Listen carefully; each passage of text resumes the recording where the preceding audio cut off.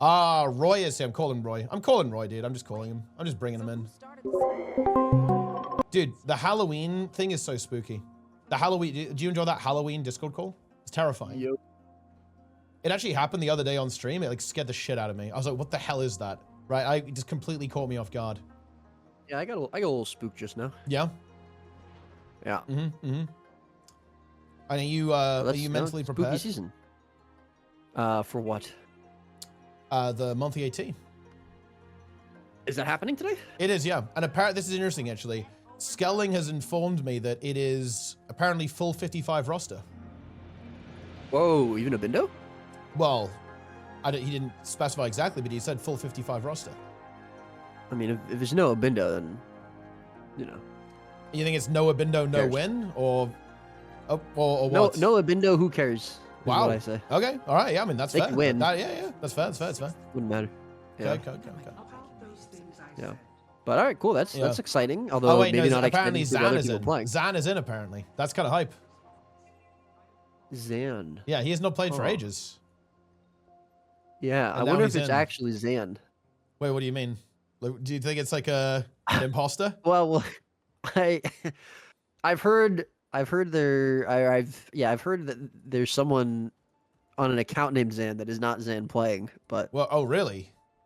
yeah. I mean hold on though. That would be a violation of TOS. To be clear, I'm not saying they're sharing an account that was Zan's. I'm saying they named their account Zan. Oh, I see. Yeah. They're just Yeah. That's all I'm saying. I would never assume that someone would be breaking the TOS. That would be crazy. That would be pretty crazy, pretty wacky if that was the case. That would be wacky indeed. Yeah. Well, I mean, it's going to be an interesting one, I think. I'm expecting a decent turnout actually, because it is a bit of an event, really. You know, last expansion of the tournament, last tournament of the expansion, rather, all the way around. Yeah. No, indeed. Last time we're going to see this meta, potentially. I mean, you know, I have to assume that some things will shift in the meta with the launch of the new specs. Yeah. So this is probably the last time we're going to ever see this meta. Yeah, it's pretty cool. Yeah, it is. It's pretty interesting. We'll have to see. Well, we're about to see what teams are actually signed up. Hopefully we have... Last month it was a little quiet. Honestly, there weren't that many kind of sweaty teams playing, actually. Like, it was a little chill. But again, I'm expecting I think it will be a 6-rounder. Okay, a 6-rounder situation. That's pretty big. Yeah. And last month we saw a lot of, it was like the rise of Hollow. I mean, there obviously hasn't been any balance patches since last month, so I wouldn't really expect anything to change. But do you think anyone's like discovered anything new? Any new disgusting, you know, degenerate builds that are just even stronger than Hollowsmith? I think we're going to see refinement of the comp, to be honest, because of course, in the last monthly, we saw a couple of varied ideas, I would say. So if anything, I think the comps might look more similar than they did previously, as this meta will now have been optimized quite a bit. And well, I do think that obviously like a new expansion is going to get people a bit more engaged. So I think there'll have been some refinement there, and optimization. And also, I do think teams might actually care about MOTA 3 a little bit, so they might actually log in. They may log in to the game and actually play. They may activate, yeah. In fact, this is a miracle. Okay, people are actually messaging me saying that the sign up doesn't work because they're trying to sign up to the tournament now. But yeah, the API is down, so it doesn't work. Yeah, that's basically it.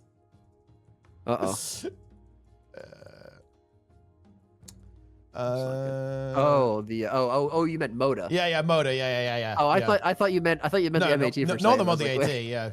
I was like, how does that make sense? Yeah, no. Okay, good. No, okay. Let's see what we got here. So, yeah, I'm just gonna. An interesting face here, Roy. We absolutely love to see this. Rising Star Sausages God actually playing in this tournament. Very nice. Oh, we love to see that. But we have 55 also playing there as well. Let's see how many. It's a 5-rounder actually. So let's see. I'm just gonna leap in and see who's playing. Let's see who's playing on Team Snowfall. I think it was 6 last month, wasn't it? Was it? I think it was 6. It was 5. Okay, maybe not. I don't quite remember. Yeah. Well, either way, yeah, we're just gonna wait for the games to start and then just see who's actually playing. I think there's actually a good chunk of good teams here. Actually, I think Rank 55, obviously, Sausage's God is going to be some kind of French arrangement. Skitto as well, actually. Caspi will be a good team as well, I think. Team Snowfall, So Goated, I Wanna Abuse, of course, in play. And I seem to recall that Team Bill is actually a good team as well. I believe that's French 2. Or maybe even French Prime. I actually forget which is French Prime and which is French B team at this stage. So yeah, we'll see. Yeah, what if they've both sort of equalized? See, there's no longer a clear B team. It's just, you know, it's they're both kind of around the same level. I guess we'll find out if they go head to head, I suppose. Yeah.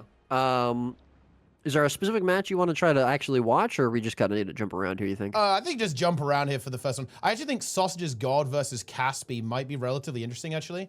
Because okay. I'm looking at that one. Who's Caspi actually playing with? Okay, this is a good team. Yeah, it's Maya, Caspi, Maya, Asu, Mamayas, and Benny. Actually, haven't seen this guy for a while. Of course, a member of Pharmaceutical Gang, back in the day, playing the Hollow-Smith. And yeah, this is the red team here is French, as we can see. We have Sausage's God on Hollow, Riken on the support Tempest. We have previously on a different. Why is that account. funny? Well, I'm just saying it's just content. And then we have Goku. Dude, Goku he goes for this. He just loves this this core warrior. Like he's big into it. And then Glint, of course, who is not Azaz on Herald. Yeah.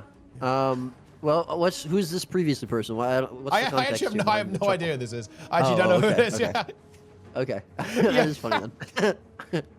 It's just funny. Look, oh, hold on. Yeah. Riken's just dead. Bro just entered. What is this? Just like, that's interesting. Yeah. Did we see Riken playing last month? I believe so, yeah. I think it is hard to keep track of, but I believe, it's not like a Rust thing. It's just got a little bit caught there. Caught out. Okay. I mean, battle. there's a ton of damage on the blue team, right? I mean, they got a Willbender, they have 2 Hollow-Smiths, they've got Maya on the Spectre. So the burst is going to be pretty good there. But yeah, obviously rough start there for the red team. It's going to turn into a double cap there for blue and be able to easily get middle node. Shout out to Goku though, doing a nice job of surviving for a while when he was outnumbered without his support there. Obviously very tanky, very healy build. And he's doing a nice job of just contesting that middle node. He is a little bit low, but Riken coming back in, hopefully off of respawn. Actually, he's going to go to the Henge instead and support the team there. But so far, Goku doing a good job of holding that node down. Glint is going to go into downstate though. Gets rezzed up though. Yeah. Gets rezzed, and there was actually a narrow escape. Oh, but not in fact a narrow escape as Maya gets caught, but the other glyph now gets used by the blue team, reviving that Spectre back up. So both players kind of trading some cooldowns here and then kind of rotating accordingly around the map. Who is going to be the next target? Looks like the Spectre still under a lot of pressure. The Untamed and the Warrior looking for the hunt, but the counter pressure is good from Caspi. So let's see. Ooh, the Willbender from blue team in a bit of trouble. Goes for the heal. Has to renewed focus, I think, pretty soon. Goes for it, but actually, Azaz is going to be the one who gets taken out. The Hollow-Smith exploding all over the Herald as Glint is taken into the downstate. Pentakill, looking for an additional kill. It's not a pentakill, is it? It's only 1 kill, no? For the Willbender. Yeah. He's going to have to farm up a couple more before he can live up to his name. But pretty good showing there from blue team so far. They haven't lost any players. They've been able to hold on to this double cap for a decent amount of the time. And I don't know if this is just a rotational issue from red team so far, or if this guy just getting caught out here. There's not going to be a glyph available, so Hollow-Smith is going to be taken out pretty easily there. That's just a little bit of a mistake, I think, from red team. I am really interested to see how Goku's build does here, though. Just in general, we've seen him do a decent job of surviving, but I want to see if he can actually do a decent amount of damage. We did see mid node get decapped at one point, so that kind of says that maybe he has enough damage to force pressure. But in general, and especially in these team fights, I want to see how it works out. He's not running Warbanner, which I think is also an interesting choice. He's going for Rampage, which sort of makes me think he wants to go for some more like 1v1s or 2v2s. But either way, here we go. Downstate coming out pretty quickly, and that's going to be the kill confirmed onto the support for blue team. So that should be red team actually able to chain that in a couple kills, at least the decap as well. And that's going to be Caspi being taken out as well. So very, very strong, fast fight from red team there. Didn't even really have much to talk about other than they just got 2 quick kills. So a lot of damage coming out from red team, even with the difference in comps. Yeah, and getting the bleed onto Caspi is really nice as well. That Holosmith going to be off the map for a long time. Goku able to rotate as well. Red team continuing to push over. They've got to be careful of the respawn, though. That Holosmith is going to be back in just a moment there. What's going on the other side of that? We actually have Benny getting chased down by the red team as well. But this is that's why I love the Spectre. I am a massive Spectre enjoyer, actually. Like, the support coming through, there is a lot, but it is a bit susceptible to getting focused down. Not quite as elusive as some of the other Thief builds, but some very good teleportation from Maya. Gets the Spectre out of harm's way, at least for the time being. Leaps back in there with a massive well onto the Herald as well. Yeah, that was a lot. And actually, Glint going to go downstate, working really, really well in hand. Was Maya there with the Holosmith. She's going to go down as well. Is a bit of rally. And she does rally. Has Shadow Step, should be able to get out. Wow, that was so close. Goku almost took her out there with the Rampage, but a nice job cleaving from Benny there is going to be able to confirm that kill. And really, really good work from Maya in that 2 versus 3, confirming that kill onto the Herald. Yeah, and we actually have Hollow and maybe Tempest falling as well for red team on the other side of the map. The Tempest lost a lot of health while going for that glyph. Lightning flashes out, trying to hold on. Holosmith did get revives, that's the good news, but can the Tempest get this water over? Yes, they can. Tempest lives to fight another day, and so does the Hollow there, so a good hold there, but now, of course, the fight continues. It's not over just yet. If this Hollow can kill the Willbender, things are good. Oh, big CC actually does land. Is that going to be a kill onto the Willbender? Do we have renewed focus? There is renewed focus available for the Guardian, so resources should be getting renewed pretty soon. But is it actually going to end up being used? He's holding on to that for a very long time. Wait, very greedy. And he just dies. Ooh, yeah, that was greedy. I mean, not wanting to lose the node. Yeah, I don't know. That was a huge misplay there. I think he was maybe thinking he could hold on to it. He had a little bit more sustain. That's a sustainy build on that Willbender, but he didn't have any stun breaks left. One more CC would have killed him, and it didn't even matter. The damage was there. So, yeah, a little interesting call there from Pentakill. But blue team has a little bit of a buffer to play with. They're about 40 points ahead so far, but the double cap is going to make that lead disappear very quickly. Red team now gathering up here. Nice line from the Tempest from blue team. And that does confirm the cap onto middle node. But blue team are going to have to try to win this team fight. And so far, it's not looking good. Mamaya's under a ton of pressure. We saw him fall in the last team fight very quickly, and he goes down again. The peel from the rest of his team just isn't there in the team fights. It's really interesting. It feels like they're just not peeling for their support at all. Yeah, they've got to keep that Tempest alive. That is the anchor of the team fight. Although, hold on, this Herald under a little bit of pressure as well, incredibly low at the same time. But without the Tempest, it's going to be very difficult for the blue team to engage in any of these larger fights. However, this Herald is not out of the woods. Caspi on the hunt with the short bow. Glint Heal has now been popped, but the mobility of the Hollows, but the Herald cannot get away. This is very, very funny, actually, as we've basically done an entire lap around there. Finally does end up giving up, but the Hollowsmith from blue did get picked up as well by the Untamed from the red team, and red team is starting to find themselves in a good position. Blue team need to be careful. They're getting a little bit staggered right now, losing that Tempest into directly losing the Hollowsmith. They're still going to be down a player for a couple more seconds. If they lose their Willbender, that would be disastrous, and they do. Red team with some serious momentum pushing across the map, and blue, I think they're going to have to pick themselves up here a little bit and regroup if they want to have any chance of making a recovery with their current position. Beginning of this game, blue team, I think we're kind of just rotating a little bit better and a little bit smarter. They got a couple of quick picks that helped them out pretty well. Ooh, Benny in some trouble here, potentially getting caught out. Nice mob there from Goku on the longbow. He's going to have a little bit of peel and support from Mamaya's. We got a respawn coming in as well, the Willbender. So, Mamaya's taking a huge amount of burst, though. But as soon as red team started grouping up and just running in and one-shotting the support, everything started falling apart for blue team. So they really do need to do a better job. Again, Mamaya is just getting deleted in these fights. They are finding him and just taking away his health so easily. You've got to be really careful in these fights. And the whole time this is happening, double node here for red team, blue team not getting any points on the board. Red team are running away with this game handily.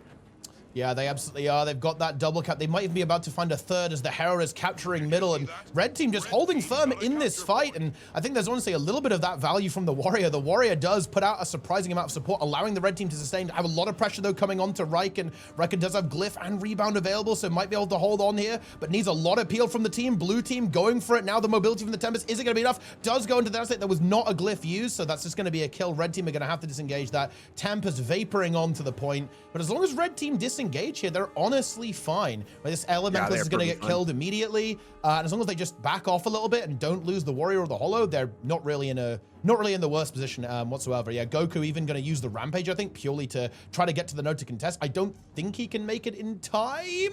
Oh, nearly did, but not quite. Yeah, and on the other side of the map, Pentakill just narrowly escaping. He was +1 there, 1 versus 2. Nice job surviving. We now see Maya coming in to help him, support him as well. So nice job surviving there from the Willbender. Blue team do have an opportunity to turn this map around. Like you said, didn't get that stop on middle node, but Caspi going to go into downstate. There is a glyph available, and he is going to be able to get that, but that was a lot of damage very quickly. We're not sure if we can see them sustain this. They're going to go for a 2 versus 2 here, it looks like. And this is where we can kind of see how strong this warrior build is. But again, I mean, the thing that I think is so interesting about this is the pressure on this node is they're forced to give it up. And at this point, I think they should just leave this node here. I think they should try to fight onto the side nodes. And we see Glint potentially leaving this, and it's now going to be 3 versus 2 for blue team. This is just a terrible fight for them to take. Too much pressure on the node. They can't stand on it. And Midas goes down. Caspi as well. Almost one shot here. That's going to be 2 kills picked up here for red team probably. I think this might be game. Yeah, that's looking very, very rough. And this thing you were talking about earlier, actually, I think the blue team did just get very, very much baited here. Because, yeah, as I understand it, like this warrior build, it is supposed to be the 2v2 build, especially when combined with the Revenants, right? This is something that this roster has gone for a lot. They very often have a Revenant and a warrior. It's Goku and Glint paired together, and they just have a monstrous 2v2 composition. And that's exactly what happened there. And that's just not going to cut it, right? Like the warrior and the herald too much, especially with the additional support coming in from the Red Tempest, I believe, came to help out. And yeah, blue team, they're kind of scrabbling now, but I think the writing is on the wall for this game. I don't really see much of a path to victory for the blue team. And yeah, I think red team are aware of this. You can see them posturing very defensively around the henge and around, of course, the middle node. They're kind of losing some players on the other side of the map, but I just simply don't think the blue team really has enough time to actually win this game. Yeah, you can see Goku and Glint just AFK. They know that all they have to do is wait until the game ends now. Yeah, and I think it's really interesting. I think the one fight that we saw blue team sort of win quickly was when they focused down Riken, the support there for red team. I think Tempest is probably one of the best targets, and it makes the most sense to take them out of the fight early if you can. Obviously Tempest being the main support right now for this meta, they're the squishiest of like the main supports, right? That you see, from like Chrono, from Warrior when it was a support, from Guardian when it was a support. Even though it does have more mobility probably than Guardian did, but I think probably we're going to see, I expect to see a lot of teams focusing down the Tempests in future games. And, whoever can keep their Tempest alive longest, whoever's Tempest can kite and sustain long enough might win the fight. But I think both teams just a little bit mismatched in their fights. But red team at the end just kind of snowballed after winning a couple fights in a row, even though I think blue team were rotating a little bit better and getting better picks in the beginning of that game. Yeah, very much so. It is, of course, early in the tournament, so no, the team is not going to be eliminated, and that means that, honestly, like, they're probably not that upset about meeting a team that strong that early, because that means they know what they're up against, right? They have a little bit of time to figure out what's going to happen if they end up facing that team again. That's the nature of the Swiss ranking system. And actually, there is one still game going on, actually. The red team trying to make a bit of a spicy recovery, in fact, as they're a couple of points down, but actually getting a big team fight win in the remaining game.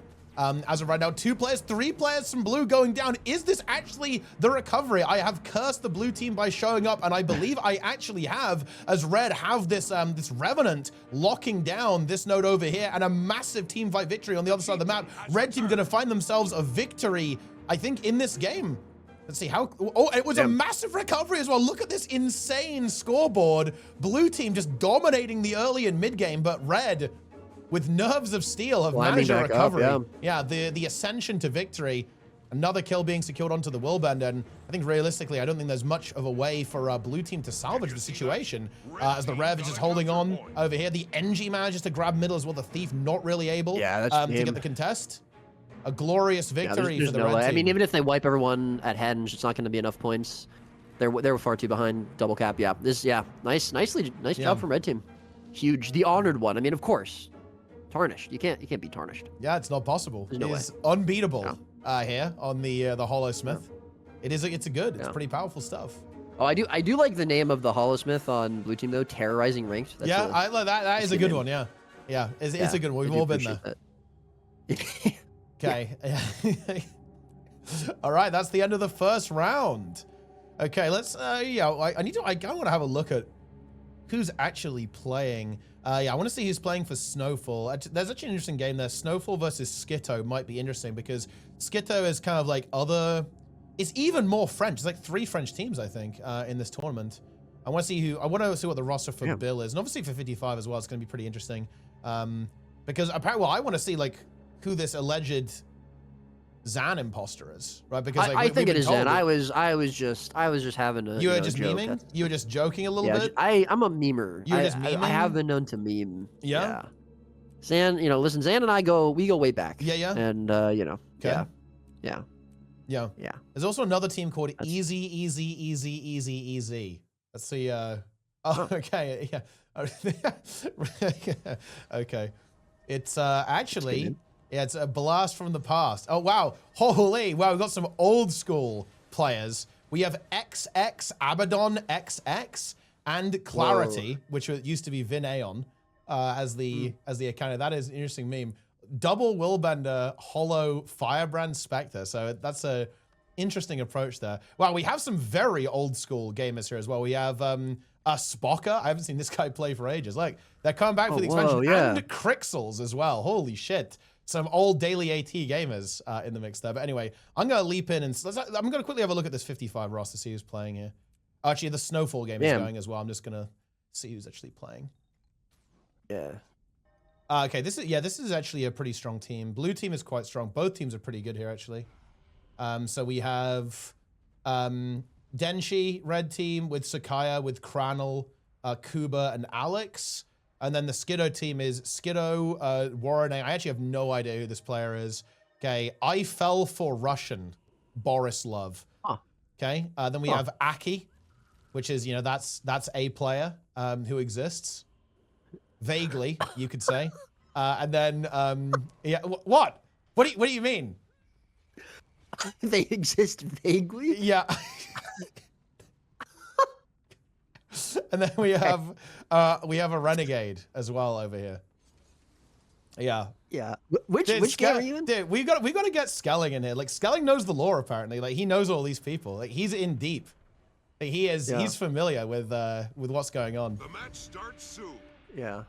Let's see who. Wait. 55's game has not started yet. This game actually might be interesting. We'll probably end up watching this one, I think. On Temple as well. What an exciting match. Yeah. We love to see that. So I'm curious. So we're seeing most teams running 2 Hollowsmiths, right? Yeah. Especially after the last monthly kind of established Hollow being like the dominant DPS spec. What is to stop people from running 3? I think people kind of want something that's like dedicated to kind of 1v1ing or being a little bit sturdier and holding down a little bit.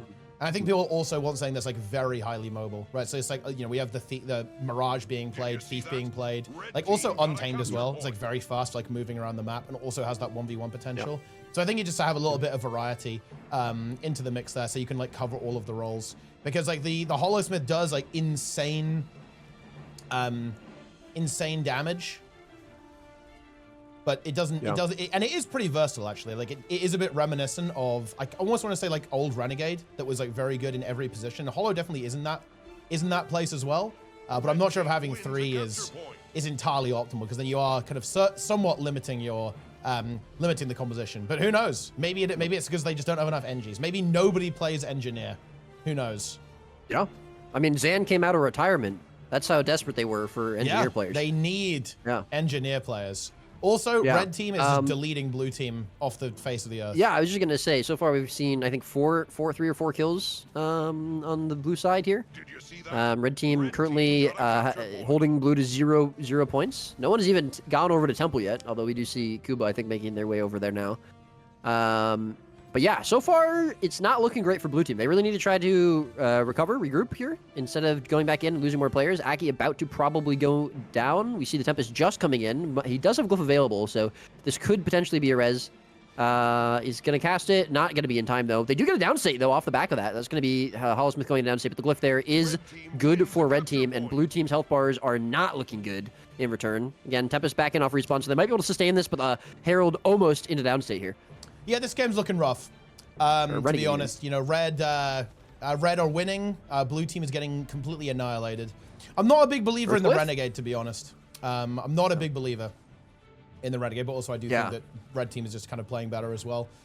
They have the aggression, they have the DPS, they have the content, and they are surging forwards. I think time to go and look at another game. This one is over. Yeah. Let's see. Okay, I'm actually going to check out 55 and see like who they're actually playing. Okay, so this is the roster. It is Draza, Zan, Misha, Boyce on the Untamed, and then Sind on the Thief.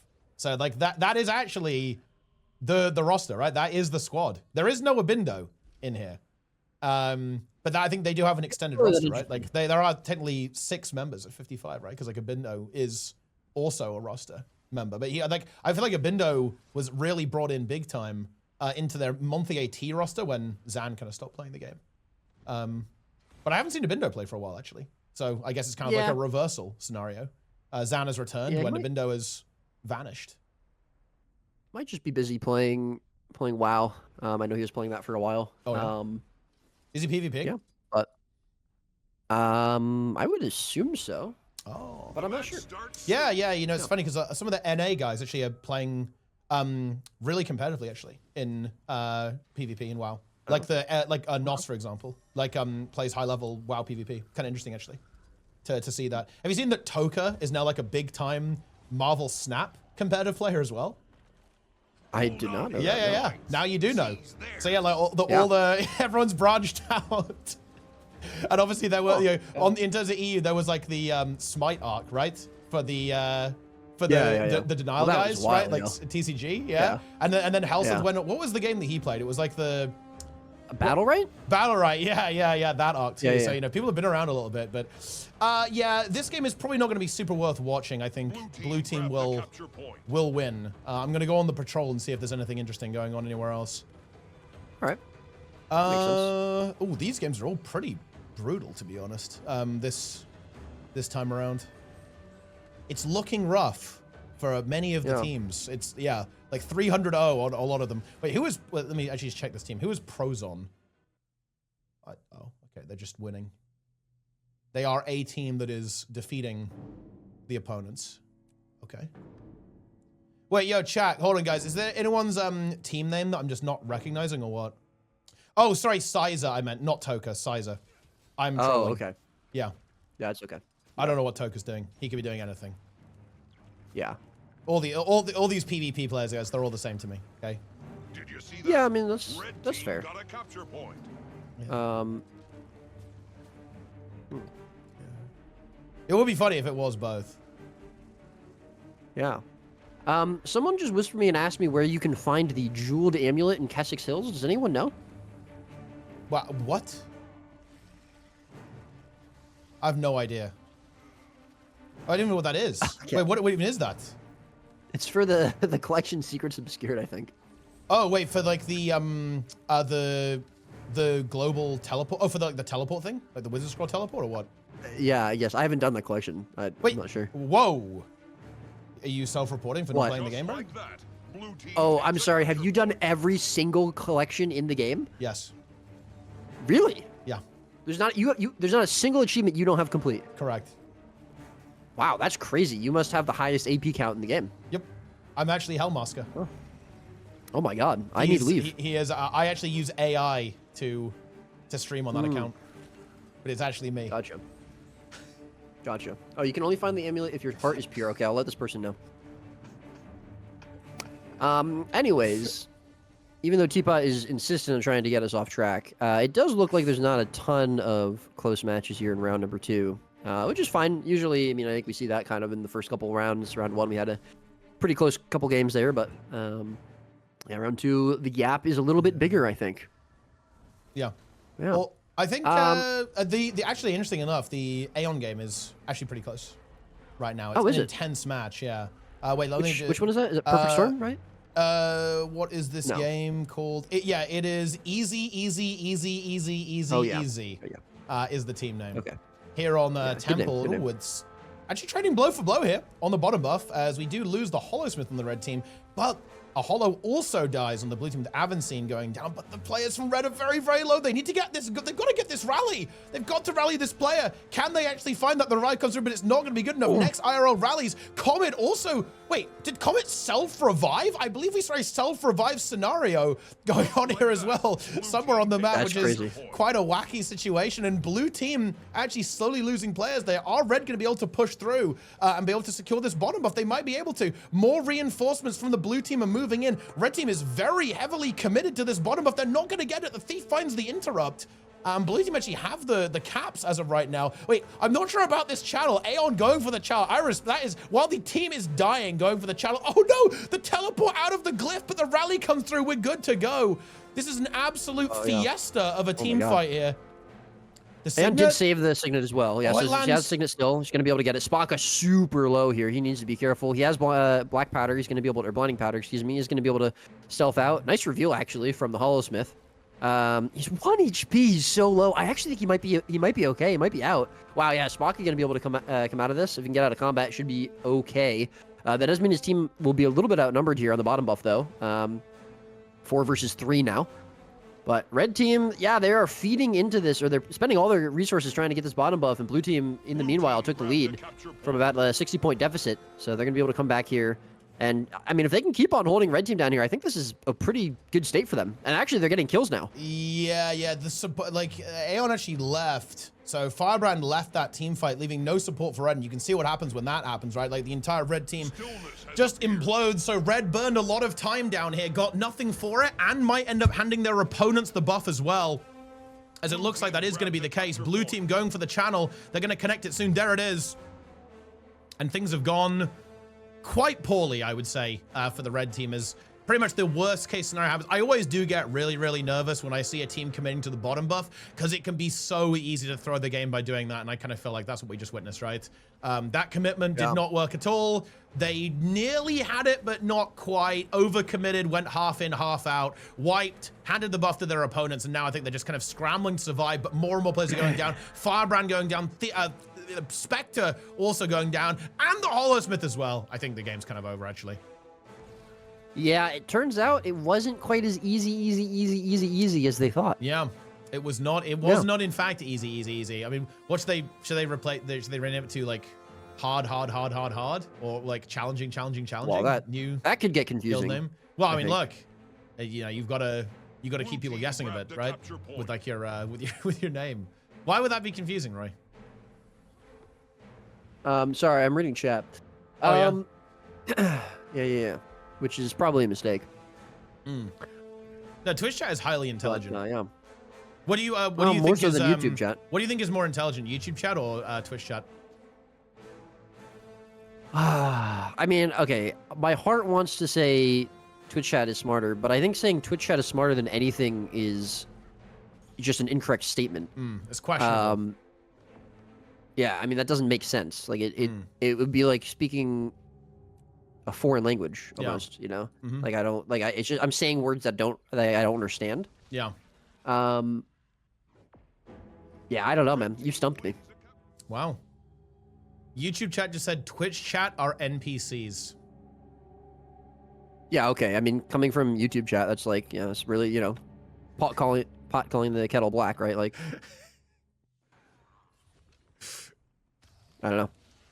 There's only one game going right now, and it's actually the Bill team. Bill. Yeah, they have a play called Joker on the team here as well. Budget Wolf Spider. Used to be wait, Budget Wolf Spider? Yeah, Budget Wolf Spider. Isn't Joker someone that used to play with Wolf Spider? Am I misremembering? Jingato's here? Okay. Yep. Got some gamers. Okay. Do you like the account, you know, the character name of the Tempest here? I do not. No, I hate that. I do like the account name, Bill. But Bill. Why would you have why would you name yourself Bill and then name yourself this? Yeah, why not just go? Wait. Actually goes for the BM. What is this? Slash. Oh, he's what is this? Breakdancing on middle. The game is not over yet. But obviously they're kind of. Yeah, it does deserve to get punished here. Are we going to see a punish? Punish. Red team. Huge line actually. But yeah, he is fine. Okay, never mind. It's over. Sir Carry Lord. Oh, that's a good one. The Willbender wants to punish, but isn't going to get it, I think. Is not going to get it, unfortunately. Yeah. That's it. So what are you expecting to change after Visions releases? Well, I'm expecting a lot of the Meta-wise. I'm expecting a lot of the specs to be pretty busted. So they'll probably exist. I think it's really hard to say, obviously, because we don't know the balance changes, but I think the ones that have a lot of potential in PvP is Luminary. I think had a lot of potential.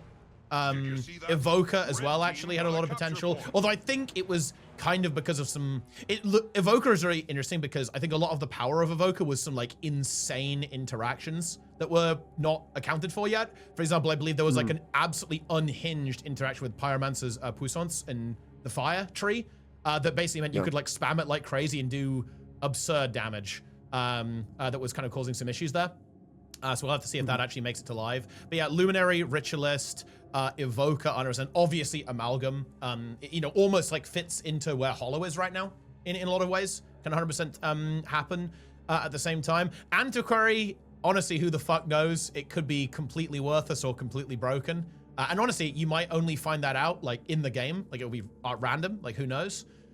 With the power level there. So I think that a lot of the new specs have some decent potential. Like Paragon as well, actually. Like I think Paragon has a lot of potential. Well, you know, you'll have to look and see what Goku's doing, right? Like Goku known for playing support warrior previously and DPS warrior. So Paragon existing could very well kind of make its way in there as a support build for PvP as well. So I would expect to see like a lot of experimentation with all of them. Like there's none of them that I look at and go, oh, this is like clearly PvE coded, right? I think if anything, actually a lot of them lean a bit PvP coded even and world versus world coded. So I expect to actually see them pop up quite a bit, to be honest, because like so you kind of just named every spec.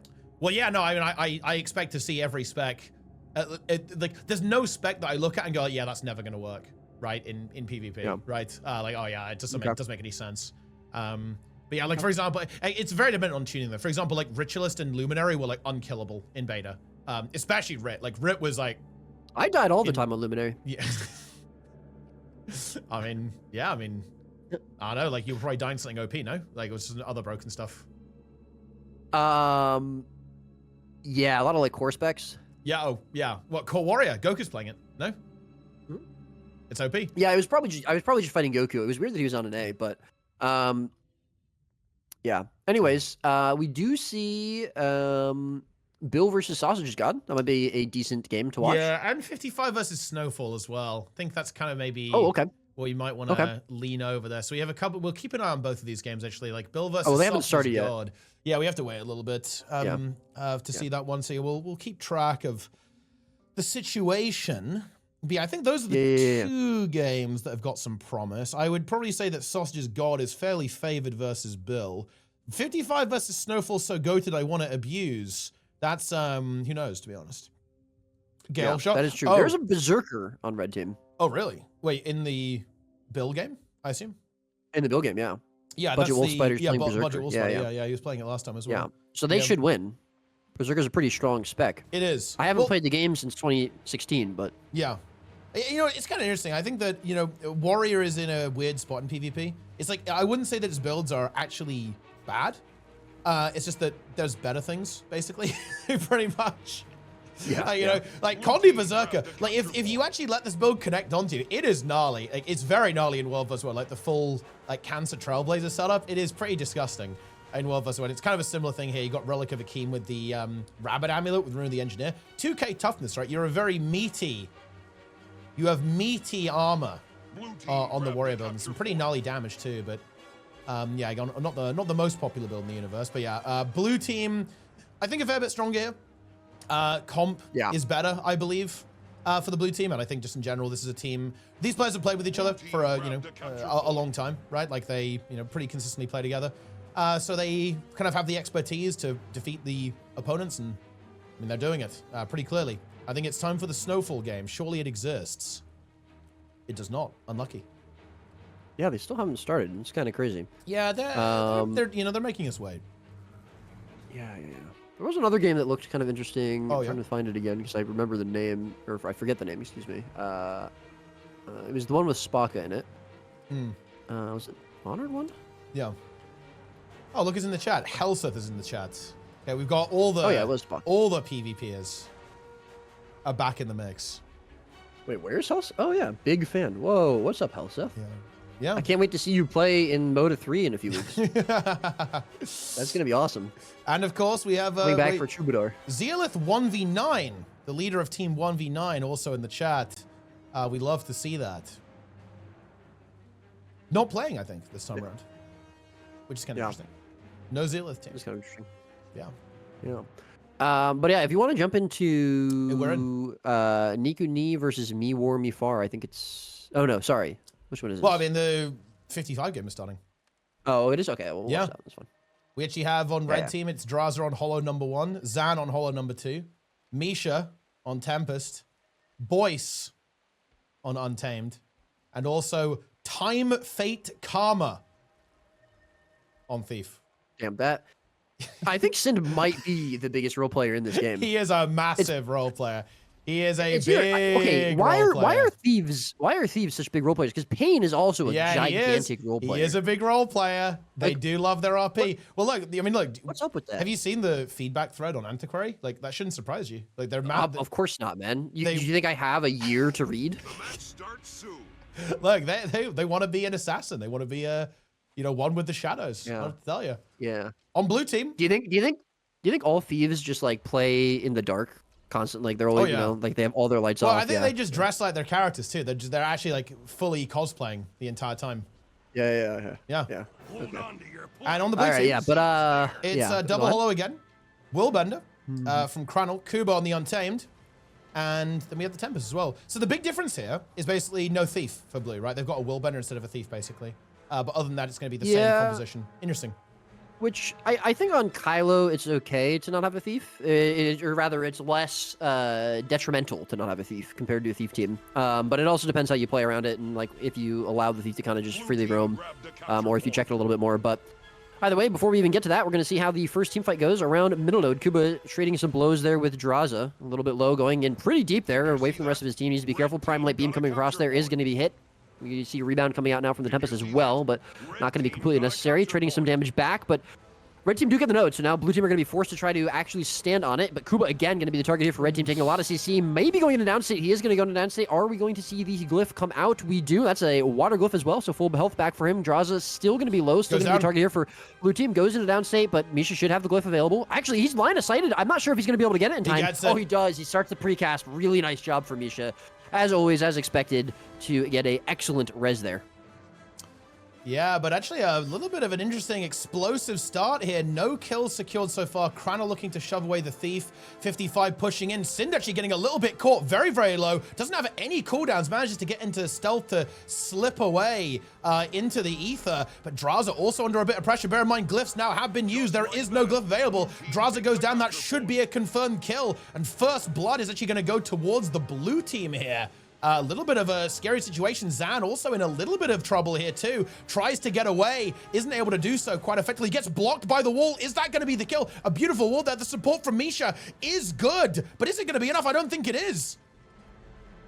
Water overload is not going to be enough to keep him alive. We do see Draza no! coming back in off respawn, but actually Misha gets caught up as well. Just staying on Zan for too long, trying to save him when unfortunately he wasn't able to. Red team has a really nice job there though. Heads up play there from Boyce as always to get that decap. So they don't have, there's no nodes there for blue team on the board. Already going to be a 50-point lead here for red team with the double cap and the third node contested. So we have to see if blue team are going to be able to turn those kills into anything.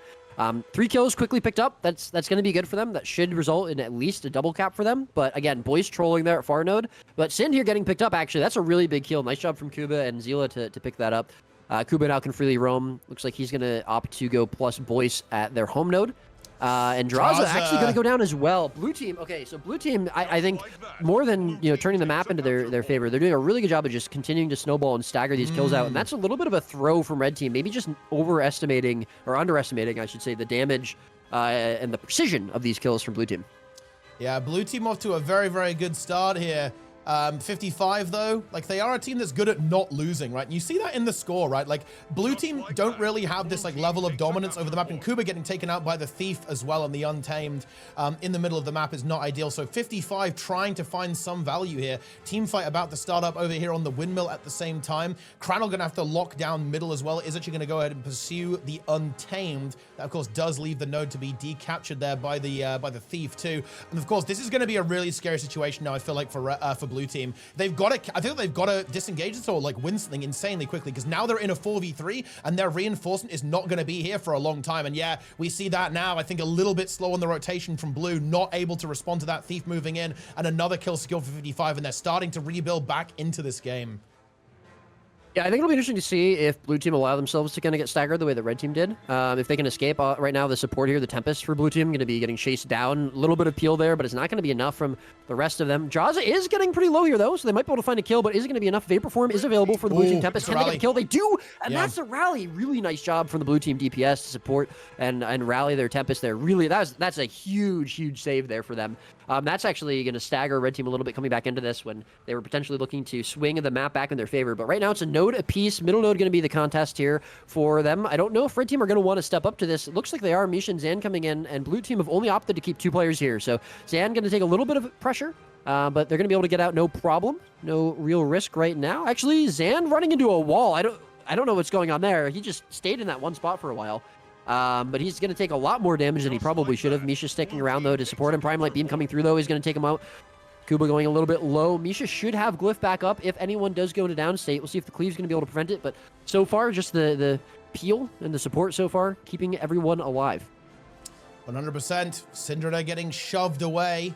During all of this, Draza is going to go down. Like, you know, we were talking about the Thief a little bit earlier, and I think we're almost struggling to see the Thief find value. I think you were very much right to point out that map, but also, I do think the Willbender, in a way, almost at the intended vision of the spec, is kind of performing that role, right? It's able to move around the map very, very quickly, but also has some 1v1 and team fight value. So, Thief struggling to find its place, I feel like, in this particular match, at least for the time being. Misha very, very low. Doesn't really have a lot of cooldowns. Wants to support the team. Can't really do so, at least for the time being, but 55 kind of on the warpath there. But in fact, the Thief is going to be caught out, but this does mean that 2 blue players were committed to this part of the map there, and that does leave the rest of the team exposed. Can they get to their team to save their Untamed in time?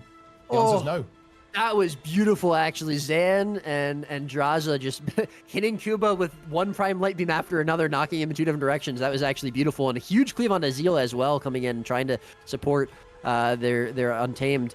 So a couple of really good kills picked up here for red team, and it looks like they're going to turn that into a couple more as the next Hollow Smith going to go into downstate. We do see Draza going down, but I don't think there's going to be enough cleave here. There just aren't enough players from blue team to find that. They get it. They actually get it. I can't believe it. Absorbic Acid actually finds that cleave, but now I think both Hollow Smiths going to go into downstate. Zila is here. No, not in time. There's no way they get any glyphs. So now it's just going to be about peeling Zub out. I mean, they kind of... Draza dying there is kind of whatever, I think, because they just got 4 kills, so it's not really a huge deal. That shouldn't have happened, probably, but it isn't really going to make a huge difference. But... you know, all this happening, you know, it was after a couple of kills. We saw Sin go down, and I think that does allow blue team to kind of neutralize this map. So it's still a very, very close game, but Zila can't die here, getting chased down, and this is where we do see the Thief coming into with some value. Rebound gonna proc, and he's gonna be doing everything he can to try to bring this Tempest down, make sure he doesn't overextend here, but the rest of the team now coming in with a lot of damage. Zila peeling for themselves so well, and the damage now being turned back onto Zan. Zan going very low, but they're split up now. The Tempest is gonna be left alone. He's probably gonna go to downstate, and Zan peeling for himself. Blue team kind of misplaying that a little bit. They left their Tempest. Vapor, they've got to cleave instantly. Oh, Vapor Form, they get the rally. He does again. Yeah. Another amazing rally for blue team. I cannot believe that this might just turn the fight around. Yeah, that was actually really, really crisp there from Alex, actually. Which, by the way, Roy, you may notice is actually Zila backwards. That's a very clever name here, actually. From the Elementalist. I did not notice that. That is crazy. Yeah, that's crazy stuff, but really, really clean play there from the Tempest surviving there. And just honestly abusing that Vapor, like delaying it just long enough to basically get the kill. And that must have been some good comms there from the team. They knew they were going to get that kill, delay the Vapor, get the rally. That's a trick we've seen them execute twice so far, actually. Very nice gameplay here from the blue team. And 55 actually showing a little bit of vulnerability, which is very, very uncommon so far. But blue team, they do need to actually get something. I feel like they've stabilized now after getting pushed back a little bit, but now they need to actually get back on the map and start getting some territory. Otherwise, they are going to fall behind in this game again. We do see Boyce getting caught out at the end of that fight. He does get glyphed up by Misha, so they are going to be down the glyph. We do see glyph available for Zila, for Alex, blue team Tempest. Which is going to be a pretty big advantage in this next team fight. But again, yeah, red team with a favorable map state. We do see, I think in general, blue team, they're kind of, you know, they're keeping in this game with the amount of kills that they're getting, but they are struggling a little bit to hold on to a favorable map state. Red team just doing a little bit of slightly better job, whether that's because of Sin on the Thief or just better rotations in general from them. Holding onto these nodes, Boyce maybe a couple more heads up plays. And we actually see a decap, yep, and there's Sin coming out. Really, really nice job from him to get that mansion. So even if they lose this fight the entire time, if it's a slow team fight, which so far it has been, even though we see a lot of low health bars on both sides. Red team is double capping and blue team has no points ticking, so they are going to fall farther and farther behind. Decap coming out on the other side of the map for them. Still no one going into downstate. Boyce may be the target of this team fight here for blue team, going quite low. A lot of peel coming out for the rest of them. A lot of healing come from Misha, and actually Nokia Tree 10 going to go into downstate. We did say that Glyph was available, so he probably should be good, and there he is. And once again, no kills coming out, still slightly stalemated on this map. All nodes going to be neutralized now, but red team up by about 40 points. Yeah, and the Holo gets sniped by the Thief as well at the last second. Zan and Sin find that kill, and blue team don't get any value out of this. This fight looks like they might be losing more players as well. That Holosmith not looking to be in a good position, at least for long. Oh, there we go. That is going to be another kill, and 55, they're just finding the better end of these trades. They're controlling the map a bit better here. We have Draza versus the Willbender in this 1v1, but here comes the Thief, and that means Cranel cannot stay here any longer. Has to pop the renewed focus, I think, parentally. I think a good move just to get the hell out of here as quickly as possible to avoid getting completely eliminated. But 55 are now completely in control. Some good kiting here from by Cranel, but he's going to have to do more. Oh, he missed the jump. He missed the jump. That's probably death. Yeah, that's very unfortunate. Yeah, Draza and Sind here, they're spending a decent amount of time chasing him down, but they can bleed him. They can bleed him very effectively here. He's way off node, nowhere near the rest of his team. So that's going to be the Willbender out for a while. And yeah, we're about to see a 100-point lead here for red team. They have stabilized very effectively at this point after winning that last fight. Misha potentially going to get hunted down here. CC'd out, though. Probably is going to go to downstate. So unless red team can find a kill to rally him right now, and I don't think he's in range of rally. Oh, they do! Oh my god, that rally came out of nowhere. Wow. And we kind of see the roles reversed here a little bit as the red team Tempest going to rally, and that is a huge wipe. Yeah, it's a full wipe from blue team. I think that is probably going to be game. Yeah, it's game. It just kind of turned on a dime there. It was so close for the first 8 minutes of this game, but then red team wins one team fight, stabilizes on the map the whole time, find a couple of picks, and that's it. And then they just wipe blue team. So nice job from blue team in the beginning, but they need to be able to kind of keep that pace up that they were the whole time. Red team just, able to maybe a little bit more energy there, a little bit more cardio. Yeah, they just need to iron out a couple of things. A very impressive performance there from Snowfall, so goated, I wanna abuse. Really putting in the work in this game, and you can see the score early on, very, very close indeed, but 55, they're not going to go down that easy, right? They are very well known. And I think this is always, right, one of the things that, in my opinion, really marks the strongest teams in the game, is that they're able to recover better, right? Like, the game just doesn't end, right? They don't let the game end very quickly whatsoever, and that they give themselves the opportunity to make comebacks very effectively. It's something that you see with Team USA as well. Like, it almost is like a meme. People in chat at the start of this were talking about, oh, daily reminder that against 55, the first half of the game doesn't matter. Yeah, and I think that's true, right? But, it's the same with a lot of these really, really good teams, right? Like Team USA. Like, how many times have you seen Team USA even, have a little bit of a rough start in a finals against another roster, and then just completely take over the game and dominate for the second half of the game? And I think we see that a lot with 55 as well, right? They can have a rough start, but they know how to recover. They know how to navigate the intricacies of the mid game, and then, well, do that basically and kill the entire enemy team and then win. So 55, close, but not quite close enough for Team Snowfall. Yeah, no, definitely not. And already we're in the next round. We are, yeah. Are you aware by the fact, but kind of interesting meme here, actually. Are you aware that Caspi's Mesmer is called Taco Cat, or one of them is? Yeah, I think he was playing that last month as well. What do you make of that name? It's a cat that likes tacos, or it's potentially a cat that is shaped like a taco, or a cat that is a taco. But it's I think it's a palindrome. It's a palindrome. Yeah. Taco Cat is the same backwards. No, that doesn't make any sense, because it would be TAC and then there's a space, and then it would be, the rest of the letters. So there's no it's and then space. No, it's the same backwards. But I mean, obviously without the space, you have to put the space back, but it's like spelled the same backwards. You have to put the space back. That's not how words work, Teapot. You can't just put spaces wherever you feel like. You can't just move them around willy-nilly. So, that would kind of just defy all the laws of the universe. We have a very interesting match. It's going to be Sausage's God versus 55. It is on Skyhammer, which is also known as Wormhammer, right? Which is a French map. This is a French map. This is known. Like you know all these flags here that we have the red team flag. You might as well replace it with the French flag, right? And this is where there's only one French Worms player on blue team, right? Goku. That is correct. Yes. Nobody else is. But I mean, I believe all the players are French, though. I think it's a full French roster. Yeah. I mean, but does being French just qualify you as being a French Worm? I wouldn't say so. I think it's like home territory for them, though. Like this is. But yeah, no, sure. they're definitely not worms, right? These are not worms. Goku is the only worm here, and well, you know, Glint is definitely not a worm, but you know, it's no, obviously not. I don't believe I've ever recognized that name as being on the Worms roster. Regardless, though, we are going to see these are probably the two strongest teams in the monthly, I would say, facing up here. Oh, I guess so it'd be really interesting, to be honest. But yeah, it's definitely that's true. But I mean, we did just see 55 beat them though, so you know, we'll see how this game goes. But yeah, some obviously pretty stark contrast between the comps, but in general as well, I think some sort of stark contrast between other comps from these teams in the rest of this, although both are going to be running, or actually only one's running double hollow. But either way, here we go. Glint going to be taking some pressure here early on, but it's going to be turned back onto Draws now. Sustain coming out though from Misha and the rest of his team. Good peeling coming out for him, and not able to lock down a kill is blue team. Hollow Smith on the other side of the map, winning 1v1 against Boyce. That's going to be a little bit close, but yeah, Glint taken out here first is going to be Glyphed. It's going to be okay, but not sure if he's going to be able to sustain that for too much longer. Glint Heal coming up in a couple of seconds. Let's see if he can sustain long enough to get to it. The red team doing what they can to chase him down. He does have Glint Heal available, but actually the pressure turned back on Adraza, but Misha will still have Glyph for the time being.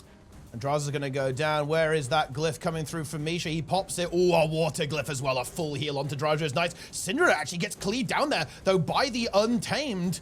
So a very back and forth fight here. Misha gonna go for the res. One hollow, very, very low indeed. Sausages God, 1v1 into Boyce in trouble, but Zan is now moving in as well. This means this Hollow Smith is gonna have to disengage that, but is aware of that and moves away. Yeah, and blue team should be able to pick up middle node, although Misha is gonna be coming here. Does have to be careful he doesn't overextend. He's got Sind dead and the rest of his team kind of rotating to the side nodes, so he doesn't want to stay here too long. And also, I'm not really sure what he's trying to set up here because Sind coming in is not a great 2v2 for them against anyone, I think, in this matchup. So he's, I mean, I guess he just slows down the cap of this and, you know, does get away, probably not going to die, probably not going to get picked up by anyone else. But I feel like if he had just plussed one of the side nodes, they might have gotten a little bit more value out of that.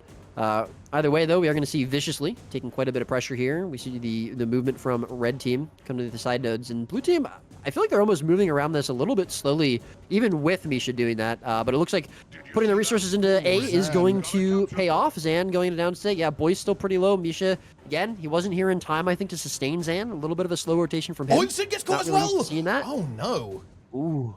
Yeah, I mean, this is kind second of time this game already. Kind of a weird meme. 55 having some rough early games, no? I feel like here they're not quite finding the answers that they need here, and that Thief is going to get bled out for quite a while. That is annoying for 55. Raikkonen under fire there, but so far blue team playing well rotationally. I think like they've really responded well to 55's aggression, right? Very effectively. They've countered it, and maybe.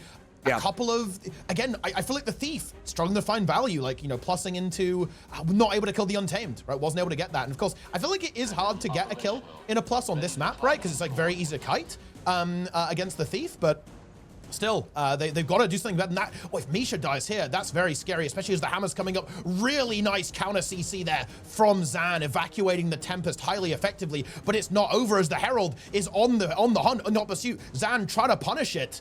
But 55 actually already a little bit behind. 80-point deficit so far going into the first hammer, but Glyn is in a lot of trouble here. Is going to go into the downside. There's no revival potential. The Tempest is kind of, well, doing something over here instead. Not able to get that revive, so that's a big win there. But the Thief actually goes down as well. That is not what we want to see right now. Could Misha maybe go for a clutch res? Yes, he absolutely can, but that does burn the Glyph, which obviously that's an expensive resource to use. Yeah, especially with Hammer coming up, although blue team, well, Goku's here. He should be able to sustain this for a while, although he is going to be outnumbered. Misha opting to potentially leave this. Yeah, he's going to leave Zan to 1 versus 1. He doesn't want to waste his time there. Although already, Goku so low, almost dies here. Wow, he just barely got that heal off. Oh, man, that was crazy. Glint coming in as well, so it's going to be 1 versus 2 for Zan for about a second before his team comes in as well. Misha coming back in to sustain him. I think this is probably a favorable 2 versus 2 here for red team, so they can stay here and probably get a kill. Nice line there from Misha. But on the rest of the map, we did see a kill coming up as well from blue team, I believe. One of them died. Still, though, huge lead. And on Skyhammer, I mean, any lead is kind of a massive lead. It's so slow to gain points on this map. And this is, yeah, very, very big deficit already for 55 early on.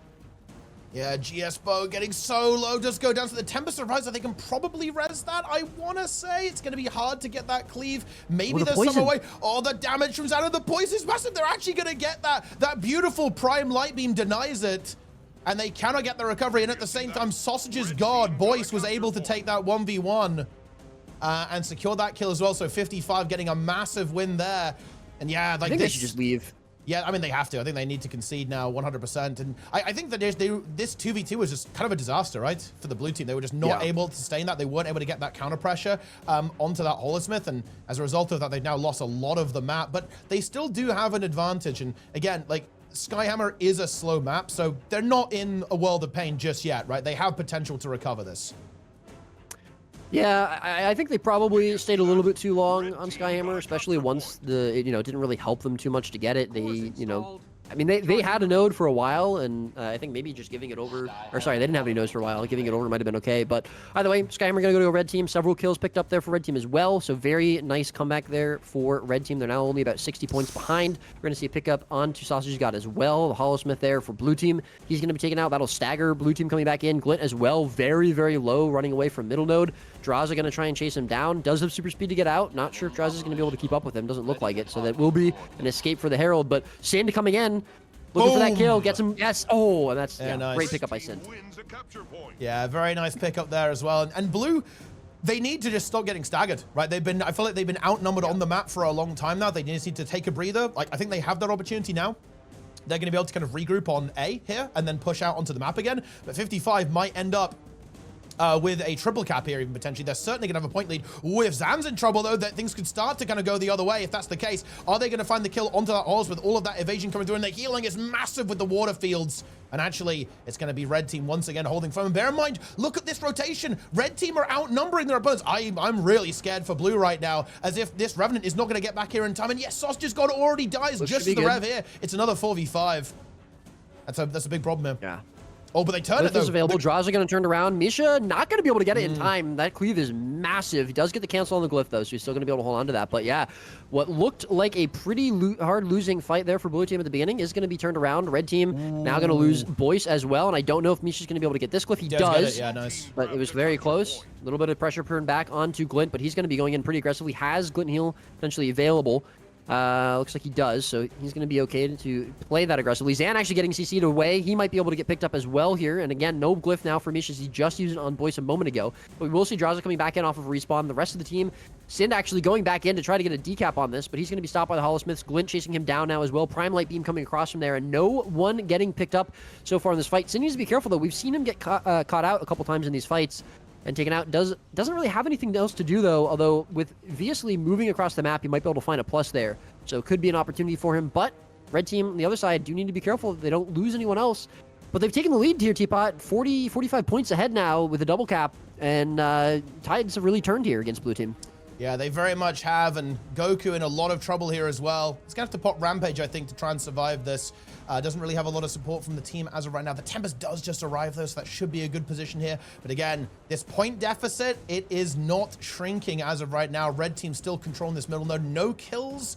Looking super probable here as well. Maybe Draza in a bit of trouble, but isn't a good kiting position. Oh, no! He fell off. Glint fell off the platform. He was trying to chase, but couldn't quite make it. That's very unfortunate to see. You hate to see that, guys. You really, really do.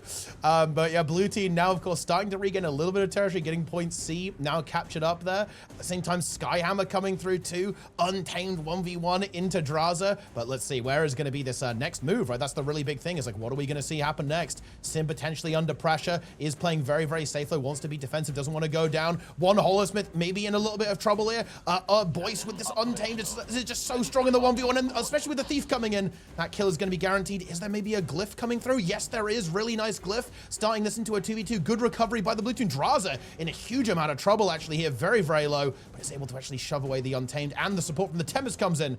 I thought these Tempests are working overtime in this game, Roy. They're just all over the place.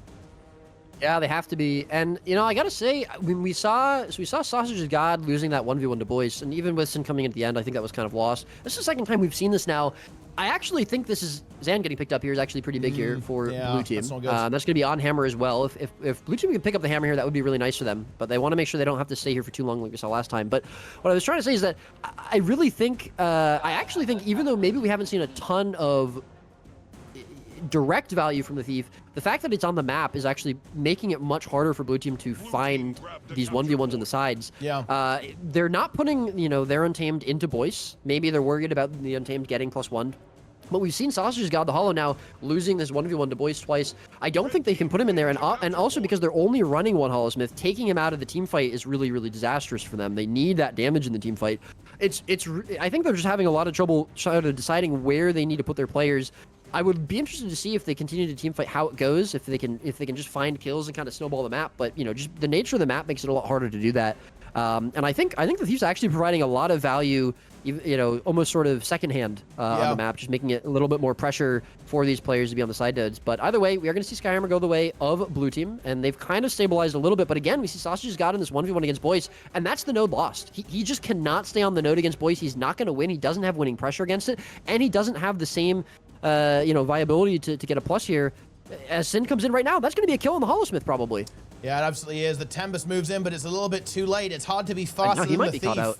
Yeah, and exactly. Yeah. And the Tempest is not going to be happy whatsoever. And yeah, I think you're absolutely right. Like, just that Thief being a threat constantly, and like Sind, I think he's very much like leaning into it now, as like found how to get value, found where he needs to be in these matchups. Draza does go down the other side of the map. Not Resable, I believe. No, there's no glyph available for Misha. Misha now also, of course, is going to be slightly exposed in this situation. But the real story is we've only got 3 minutes left in this game.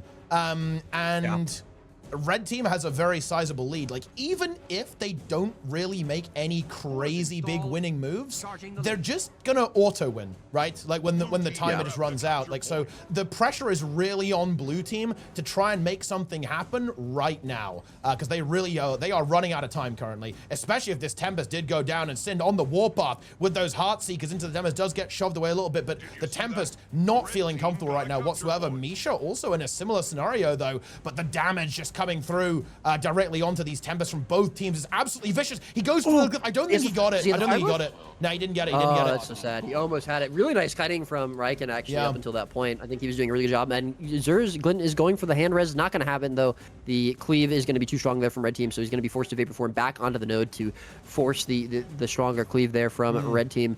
And yeah, I think, I mean, you said it, like, this is probably going to end up going to timer, and I think Red Team are just going to win off of timer.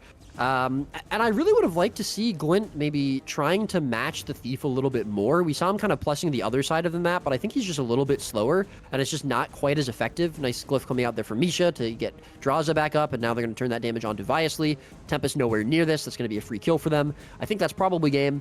And I don't think it was just the Thief. I think the Thief provided a lot of value, even though we did see him get picked up a couple times in the beginning of this game. But I overall, I think it was just better rotations for sure from Red Team. But also, I think, I don't know why they kept sending, like, I don't know if this was just like an ego thing from Sausage's God, but we're seeing him like the fourth 1v1 against Boyce. He's just losing again. I don't know if he thinks something is going to change or like Boyce's monitor is going to turn off, but I just don't think he's winning that 1v1. Yeah, they need to come up with a solution, and I think this is one of the slight issues they're having with only having one holo. You mentioned the fact they don't have that holo in the team fight. I think you're absolutely right. Like, this is a rotational thing. Like, the way Red Team was playing this, they just made sure that there was never a Holosmith available in these larger fights for the Blue Team, right? Because when the holo was there, Blue Team was doing well, right? Like, well, I say that, they're just getting completely destroyed now, but the game is over, so it is what it is. Big Earth, though. Oh, whoa. That's a big one there from Riken. But yeah, no, I think you're absolutely right. Like, Blue Team just need to figure out how to actually get value out of this Holosmith, because they basically did not get that. They had it in the early game, but then that massively fell off as 55 kind of adapted to the composition of the Blue Team and then simply rotated around it, and that made things like so much worse and so much harder for the Blue Team to actually engage. Because as you can see, right, in these big fights, they're okay, right? They do pretty well, right? They're able to take these fights into 55, but if they don't have that Holosmith, they don't have that damage output, they're really going to struggle. And I mean, you know, the other thing too is like when they have team fights, when you have so many people in one spot in the map, there is less value, in my opinion, for the Thief. Although obviously, right now 55 have all the, they have every node. There's like Sind obviously can't go to decap anything. He's either forced to be in the team fight or AFK. But we saw early on Sind getting picked up in those team fights. He got killed, whether it was just like Cleave or they were specifically targeting him, and he didn't really have as much to do in the beginning of the game because everyone was together. There weren't nodes for him to decap. It's just the nature of the beginning of the game. And I think we see him kind of ramp up as the game goes on, kind of similarly to the last game we saw when they won on Kylo, and they really had a big comeback in the second half of that game. And I think the Thief just does get more value as the longer the game goes on. But Sind also just when he's not in the team fight, when he's not getting just cleaved out and like picked up really quickly in a team fight, he is providing a lot more value. Yeah. And we just didn't see quite the same thing from the Herald. They got to handle it. They need to come up with a solution to that, right? Because it certainly looked that towards the middle of that game and obviously towards the end, they just weren't really sure how to approach that, right? They need to come up with a strategy on how they're going to manage that Thief. Yeah. Because they're gonna, they're very likely to have to face that team again, if not, at the beginning of the elimination, but certainly in the finals, as it's pretty likely the 55 make it there. There's one game still going, but it's also over. It's ending. Yeah, this game's about to end. Yeah, 55 looking very strong. Yeah. Zan, I don't know if he's been playing at all leading into this. Obviously we haven't seen him playing. We haven't seen him in tournaments in a really long time. But he's looking pretty good. Yep. Obviously, he's died a few times. Maybe rotations could be a little bit better in some cases, but he's going to be probably warming up, I imagine, for MOTA. I would assume we probably see him playing in there and competing. And in general, I think he's looking pretty good, looking pretty strong, which is nothing less than what I would expect from a player of his caliber. But yeah, good to see him back. Nice to see some returning faces. It's cool. The engineer has returned, back in the mix.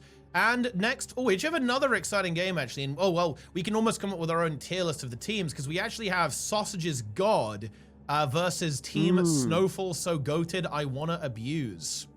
So that's kind of like 55 versus Caspi, though. Oh, yeah. That is also a pretty interesting game, too. I do think... Well, actually, I think 55 is, like, very, very favored there, I think, but... Yeah. Also worth keeping an eye on. It would be interesting just because we haven't, those are probably the top 4 teams. We haven't seen them play against Caspi. That is so true, to see how they match up against Caspi versus the other 2 teams. But I agree with you. I think Snowfall and Sausage God will be the game to watch. Yeah. That'll be a lot closer. And also, I think it'll kind of tell us which one is the second place team behind 55, since we did see both of them just lose to 55. Yeah, exactly. Yeah. That's the that's definitely the really big thing is how are these teams interacting with each other, right? At this level. Do you think that Core Warrior is the best Warrior build you could be playing? Because like Goku's gonna play Warrior, right? Do you think that one of the other specs would be better? I'm trying to think. Like, would you? To be honest, it actually might be, because I'm thinking like, would Spellbreaker really do well in these games? No. Yeah. I don't think so. Yeah.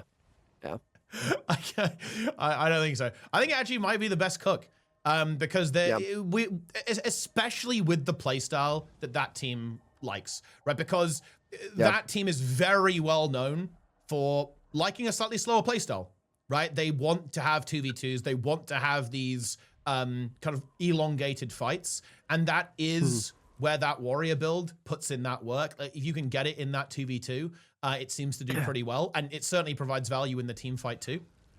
That again, is like a part of that team's approach. I'm almost surprised that we don't see Goku going something like slightly tankier than Berserker Amulet, just because we have kind of seen the French teams, they're kind of the team that runs more bunkery comps. They're the team that runs like multiple supports or multiple like bunker builds. I think it's not viable. We're not seeing that in Goku. I just don't think it's viable. It might just they might just need the damage. I mean, we did see in the first game that they were playing on Forest that Goku had a decent amount of pressure on Node and was forcing that other team they were playing against off, which is pretty impressive. And it could just be not enough pressure, not enough damage, especially because they are only playing one holo. So that could be a big part of it too. I think the bunker this will be an interesting game to watch. I think bunker just doesn't work right now. There's too much damage. Yeah. Like you can't survive it in the current situation. I think you just have to go for that Berserker Amulet so you can deliver DPS, and it does do a fair bit of damage. Like it's surprising actually. You look at this build and you go like, how does this do DPS? But you would be very surprised. Although hold on, he's about to die, gets prime light beamed out of nowhere, and is just dead instantly. So maybe he doesn't even. Maybe he should have gone for a Berserker Amulet. Or was that just Cleave? That was insane, Cleave. Oh my god. Yeah, there's no Heaven's Palm on the Willbender, so that is going to be just the stomp. We did see Riken able to cancel the glyph. He was starting to cast it, but yeah, that's... I mean, maybe Goku just overestimating how sustaining and tanky he is, even on that Berserker Amulet, and he's just going to get deleted. So quick kill picked up here for blue team. Red team, though, have prevented them from getting any caps until now. It's going to be able to pick up the archery middle node, and Sausage's God. Sausage's God 1v1. I mean, that's absolutely disgusting. Is that Boyce multi-boxing? It is actually a multi-box. Although, you know, Cranel's skill on Willbender is not to be underestimated. He is very good on the Willbender. Of course, you know, look, I remember the lore. Like, this guy, of course, you know, came from Quaggan's on Duty, if you recall that team from, like, the PvP days back in the day. It's Cranel. Yeah. Playing with he was playing with Holy Beard Man, right? Holy shit. What a meme. God damn, what a glorious PvP scene we had during that time. It was I think that was a really good rivalry between it was like Quaggan's on Duty and Gold 3+, right? They had like a really good back and forth scenario there that was pretty exciting. But anyway, this game is also fairly exciting. Bit of a rough start there for Red, but they're obviously back in the mix. Oh, looking for kills on the Holosmith. Yeah, he's going to be going very low. Glyph is available for Alex, the blue team Tempest. So if he does go to downstate, he's going to be okay. A little bit of pressure put onto him, though, by Viasly, the Untamed, and a little bit of counter pressure back onto Kuba now. He's going to be taken out very low, as well as Genius Bow. Goku going to go down. Both players going to be downstate. There are glyphs available for both, and I think the glyph was actually precasted there by red team, so they're going to be able to get it, and glyph not the same there for blue. So Kuba going to be cleaved out. Absorbic Acid, Sakaya now going to be in a downstate. Alex did use the glyph on one of them, so he unfortunately missed it. Not sure if there was a knock or it just happened right after the cleave came out in Kuba, and he's going to go downstate. So huge fight here for red team. They're going to find 3 quick kills picked up, and Bell's coming up in 20 seconds. So if they can find some quick decaps, get into a favorable position onto Bell, maybe even find another kill. We see Cranel going a little bit low, but Willbender is going to be able to wriggle away for now. This is going to put them in a pretty good place. Obviously getting over to the node. We do see respawns coming in, though. So red team do need to be careful they don't overextend here, as it is going to be on the side of blue team. Obviously a little bit low, but he should be absolutely fine. Decap comes out on the middle node, and Bell comes up. Cannons loaded. Oh, well, actually, like, Alex manages to actually vapor form onto the node and decap it while just bleeding out. That is actually hilarious. Oh, man. And that's going to slow red team down. It's kind of a big deal, right? That is going to delay Glint by like 10 seconds, right, from getting to the Bell. So that does give blue team a bit of an opening here to see if they can kind of take the lead and get the pressure advantage. Looks like the fight isn't going to start up properly, so it's not the biggest of deals at this stage. Especially now as we also have Cranel also moving out of the situation to face Sausage's God. Like, I am really interested. What do you make of this, Roy? Red team is doing the same thing again. They are putting their holo into the 1v1s, like, every single time. Like, what do you make of that? That's an interesting choice, I think. I mean, I think part of the problem is that he might just have a worse matchup into the Untamed. Also, Boyce was playing specifically a different like build than what like Kuba's playing, right? Which I think is a little bit more meant to take 1v1s. Yeah. But also Boyce is just probably the best player playing the game right now. Boyce. So, you know, in general, I think it's going to be harder for you to win those 1v1s. I think against the Willbender, you maybe have a little bit of a better opportunity. And I think we did see, Sausage got in the first time we saw this team playing, although it is very close right now, and RF is still available for Cranel, chasing him down. Does need to be careful he doesn't get counter pressured, but he's going to opt to go for the decap instead of the range. Pressure from the Holosmith with that short bow is available. He does get the decap, but that forces the RF. Is he going to be able to get away? I think he will. So decap confirmed. Either way, though, I think this is probably a better matchup for him than into Boyce's Untamed. That being said, I agree. It might not be the best choice. They might, you know, want him in the team fights because of the damage that Holosmith provides. And you'd almost expect the Untamed to be taking these 1v1s. Yeah. But they're kind of doing the opposite. And they had both of them 1v1ing, right? In the Skyhammer game versus 55, of course. It was kind of, and weird enough, it was actually inverted, right? Like, it was Draza into Viasly, right? And then it was Sausage's God into Boyce. It was like literally mirror matchups on opposite sides of the map. So it's kind of interesting. But of course, the big difference is that a lot of the teams were running 2 holos, right? So they had Draza 1v1ing, but you still had Zan for the fights for 55, right? So they kind of had, they were able to eat their cake and have it too. In that type of situation, with the way the Holosmith works. But red team now kind of getting back into, they won a pretty big team fight there on middle, by the way, and Kuba now going down, and also Alex in a little bit of trouble here too, holding on for dear life. Looks like there is enough peel to get out of this, but red team with a very solid advantage right now. And just look at this map state. They're pushing aggressively forwards towards blue team spawn. This is not a good position for blue. They've got to find a way to break out of this. Next Bell is coming up. That could be their opportunity to try and strike forth into the map, but they've got to escape their spawn first. They're in trouble.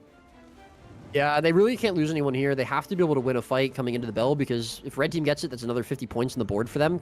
We do see Kuba getting chased down here pretty hard. Some peels coming out. Glint, though, going to be taken out here. Are we going to see a glyph? We do see a glyph. Nice job there from Ryken to get him up. But that's going to be a huge cooldown burned here if blue team can continue this pressure without losing anyone. But they do lose Kuba. We are going to see glyph available for Alex. Does he get it? He is going to... Yes, he is. But a lot of pressure coming out now onto Shaman. He's going to go right back down after. Counter pressure I don't think is going to be there either. So that's probably going to be kill confirmed. And that might just lead to the bell, the 50-point bell. That's going to put them, you know, almost twice the amount of points that blue team have. What started out looking kind of positive for them is they're just getting staggered. They're losing fight after fight. And, you know, we were talking a lot about keeping their Hollowsmith out of the team fights, potentially, you know, being a detriment to them. But as you mentioned, they'd won a fight earlier while we were looking at that 1v1 between Crandall and Sausage God, and they won that team fight without their Hollowsmith in it. So it might just not be necessary against this team. I don't think that's going to be the same case if they're playing against, you know, 55 or something, but it's working out for them. There's that 50-point bell. They're now twice up here, or double the points of blue team. And it's looking good for them. And yeah, blue team's still staggered. And Kuba, he's going in for this 1v1 against Sausage God, but he doesn't really have the reinforcements quite the same. You see Nokia coming in off respawn. But yeah, they're getting staggered. Again, Crandall down, you know, somewhere in the map. I think we're kind of, this is kind of over, to be honest. This is looking very, very rough. Indeed. Sausage's God might be in a little bit of trouble. Does go down. Say, is there a glyph from the Tempest? There is not. So red team is going to have to concede this part of the map. But they've got 420 points right now, and they are a player down. But again, they're in a good position to stall out some of these defensive engagements here. Goku and Glyn also just straight up looking for another kill onto L-ascorbic acid. Like, why? What? Okay. Yeah, but anyway, they're about to go for that even kill. a thing? Well, I mean, I assume so. Yeah. It's vitamin well, I don't know. C. Anyways, vitamin C. Oh, he doesn't like vitamin C. Well, I mean, that does check out for a gamer, I guess. I guess. I mean, he's got scurvy. Is that what we're saying here? Basically, he's a pirate. Well, you know, he's getting ready for the expansion. Pirate-themed expansion. No? Yeah, exactly. Yeah. I like that. Okay, yeah. Full circle. I like that. Sakaya 5. Bear in mind, Sakai's a role player. World versus world player is a role player. You have to bear that in mind. So there is some potential there. I mean, I'm actually okay. So we were saying before that we thought like these role players, it might just be PvP players who are role players. Look, they are actually. Look, this is actually one of the darkest secrets of PvP players. A lot of them are very big role players. Very big role players. And look, you know, we were talking about Sind, obviously, but we surely have to call out Draza, no? Like, his character's LeBron Draz. He's a massive role player. Like, he role plays hard. Boyce also role plays very frequently on stream live. It's kind of crazy that you would name yourself after not the GOAT of basketball, though, right? Since Michael Jordan's the GOAT. Oh, I guess it doesn't work. I guess he couldn't make it work as well. I guess I don't know. I don't know. Yeah. Even though it's also not him, it's Larry Bird. Larry Bird's the GOAT, but yeah. Yeah.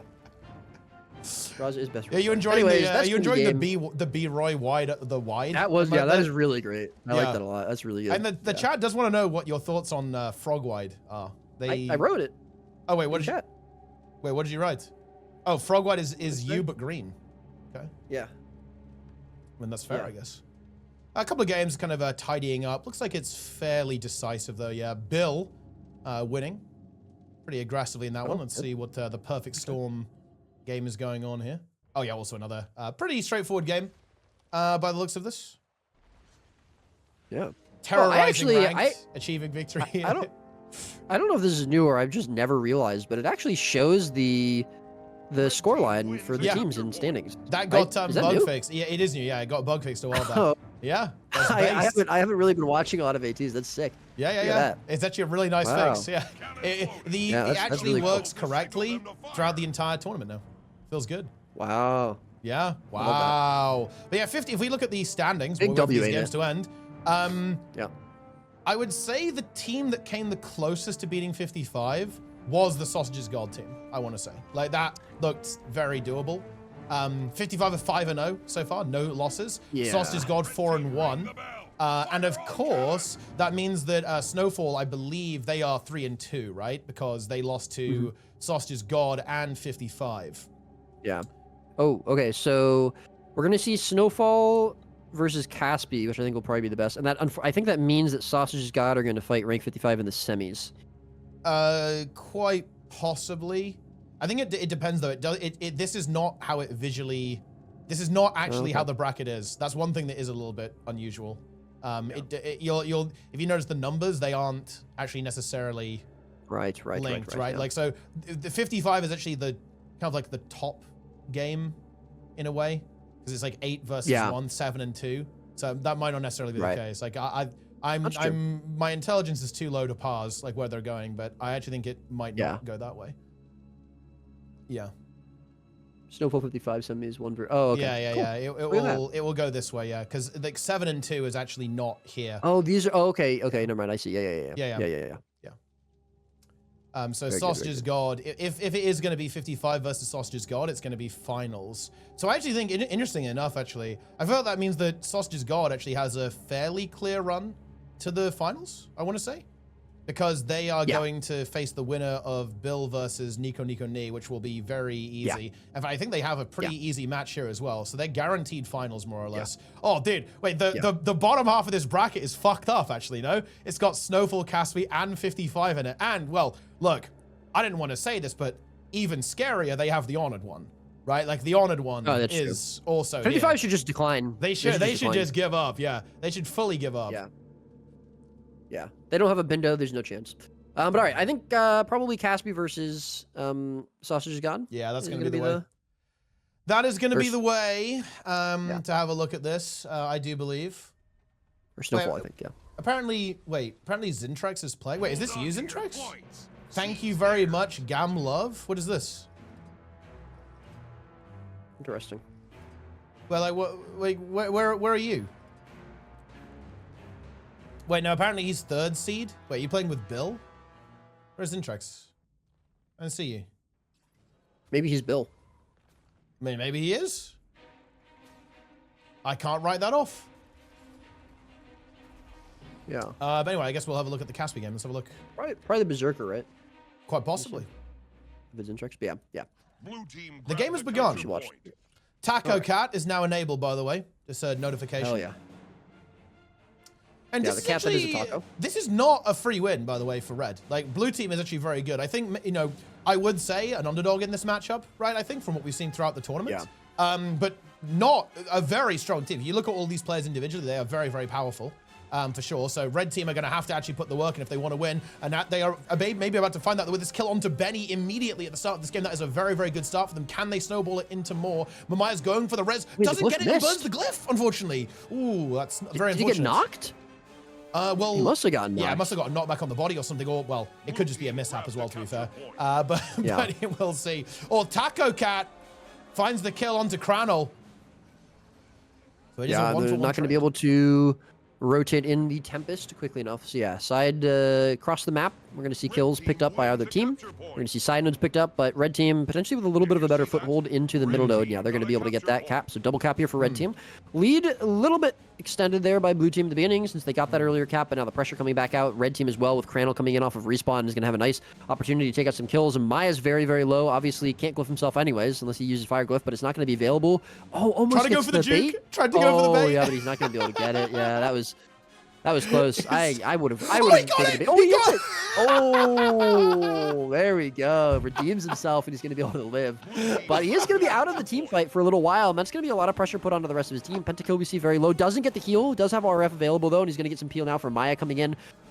On that Spectre. Pentakill now going to be able to find that heal, but and side nodes actually picked up here for Blue team as well. So in that whole time, they got the altar, so they're going to be able to pick up side nodes. Pentakill's still very low, though. They're not finding any counter pressure. All they're really doing here is sustaining while the Holosmiths just rain damage down upon them. So they really need to find some way to get some pressure back onto these players. Otherwise, they're just going to go down. Especially without the Tempest in there. Yeah, Pentakill dead. Pentakill dead, and Benny also in a bit of trouble as well. Cranel on the warpath finds the kill. Taco Cat trying to salvage this situation. But Blue team in a lot of trouble. Like, Blue team are incredibly fast, though. I think that's kind of worth noting, right? I think that's why, like, Red team is struggling to establish themselves on the map entirely. It's because you've got that Mirage and you've got the Thief. And, of course, the Willbender as well, also highly mobile. So Red team kind of struggling to get themselves in position. Again, look at the Thief. Thief T-caps. And Blue team, like, despite having a bit of a rough time, I'd say, in some of these encounters, losing a bunch of their players, they're winning the game. They're able to control the map very effectively. And, well, Temple of the Silent Storm, it's a big map, so that Mirage and Thief are going to be putting in the work here 100%. And, well, you've got Maya and, Caspi piloting it, so that is going to be hard to deal with, to say the least. Yeah, absolutely. Yeah, rotations so far pretty good. I was gonna say, you know, they are playing very individualistic kind of right now. Ranked. And you know, I think, yeah, huh? What? What was that? I just said the word ranked. Like, what's about that? Oh. It was unrelated. Ranked? Oh, Yeah. yes. Oh, okay. Yes, I understand.